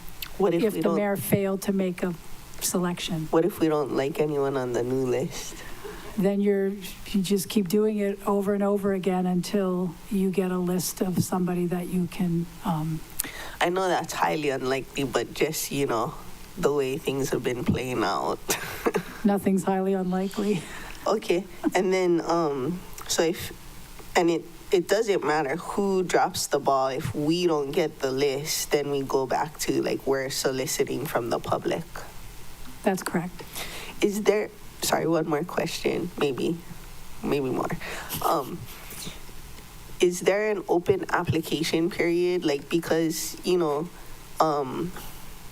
we are having such a hard time to fill boards and commissions. We would like applicants from Lanai. Can people turn in their application to the INB year round? That I would have to get back to you on. I don't know how they do that internal operation, but what I understood from Ms. Vicens at the last meeting is that the applications are open until they go into executive session. That's the first time they see the applicants. So sounds like they're taking in applications right up to when they're considering those boards and commissions that are on their agenda. That would be my preference, and I hope we don't have to write that into a bill because they need all the help they can get, it sounds like. Thank you, Chair. Any more questions? Support. Comments? Yes, Member Hodgins. Thank you. Because we discussed the, list the last time ad nauseum, how is the list going to be submitted to the council? Chair? Yes. Thank you. So I first of all, can I just say how much I enjoyed collaborating with OCS over this, because it really was an effort for all of us to try to fill all the pukas we could. Okay, there may be good. more, Yeah. and we'll fix those, but I understand there is an internal confidential procedure and process in place in the Office of OCS, and Director Rotz can comment on that, where you can receive the list and still comply with all of those privacy provisions that are out there. So yes, there will be a way to transmit that to you folks. That's what I understood, but I know I might be the only one to have that conversation with OCS on how that might work. And that's really all I have. Thank you, Chair. Thank you, everybody. All right. Okay, so are you ready to vote on the motion? Okay, and then we'll do the 19C after that. One more question. Yes. Thank you. Is there a deadline for the list to be provided to the council? Chair? Yes, Thank you. Corporation Council. So as the amendment states, which we did not sign off on, but we approve, absolutely, the language is that the list must be submitted and maintained in a manner consistent with the applicable state law. I believe it's simultaneous with the mayor indicating to you folks that he did not make a selection. So let's see. It says a list must be submitted and maintained in a manner consistent with applicable state and county laws. And then the next line is, if the deadline for providing the list is missed, the council may within 30 days make a unilateral appointment without consulting the independent nomination board. So we were confident with this language that it would be a simultaneous, and Corporation Council would advise the administration to make sure that that list gets to council ASAP after that deadline is missed. Thank you. Yeah, those are really important clarifications on how this list is going to work. Thanks. Thanks again. Any more? Okay. So the motion is to substitute the bill with the attached proposed FD2 version. All those in favor of that motion, raise your hand, say aye. Oops. Aye. 9 ayes, 0 noes, motion carries. Now, did you already make the motion on Rule 19? Nope, I'm just about to. Oh, okay. Thank you. I move to suspend Rule 19 to allow final action at the same meeting as this amendment. Thank you, Chair. Second. Moved to suspend Rule 19 to allow final action on this item. Seconded by Pro Tem Kama. Moved by Member Hodgins. Any more discussion on this? If not, all those in favor of the motion, please raise your hand and say aye. Aye. 9 ayes, 0 noes, motion carries. And then the motion as amended. Any more discussion on that? All in favor, raise your hand, say aye. 9 ayes, 0 noes. Motion carries. Hallelujah. Okay. It seems that we have reached the end of the calendar, and it's time to bid you aloha. Have a nice weekend, everybody. Okay, I would ask you if there's any announcements, but I'm afraid you take too long, and you know what I mean. Okay, so this meeting is adjourned. God bless you.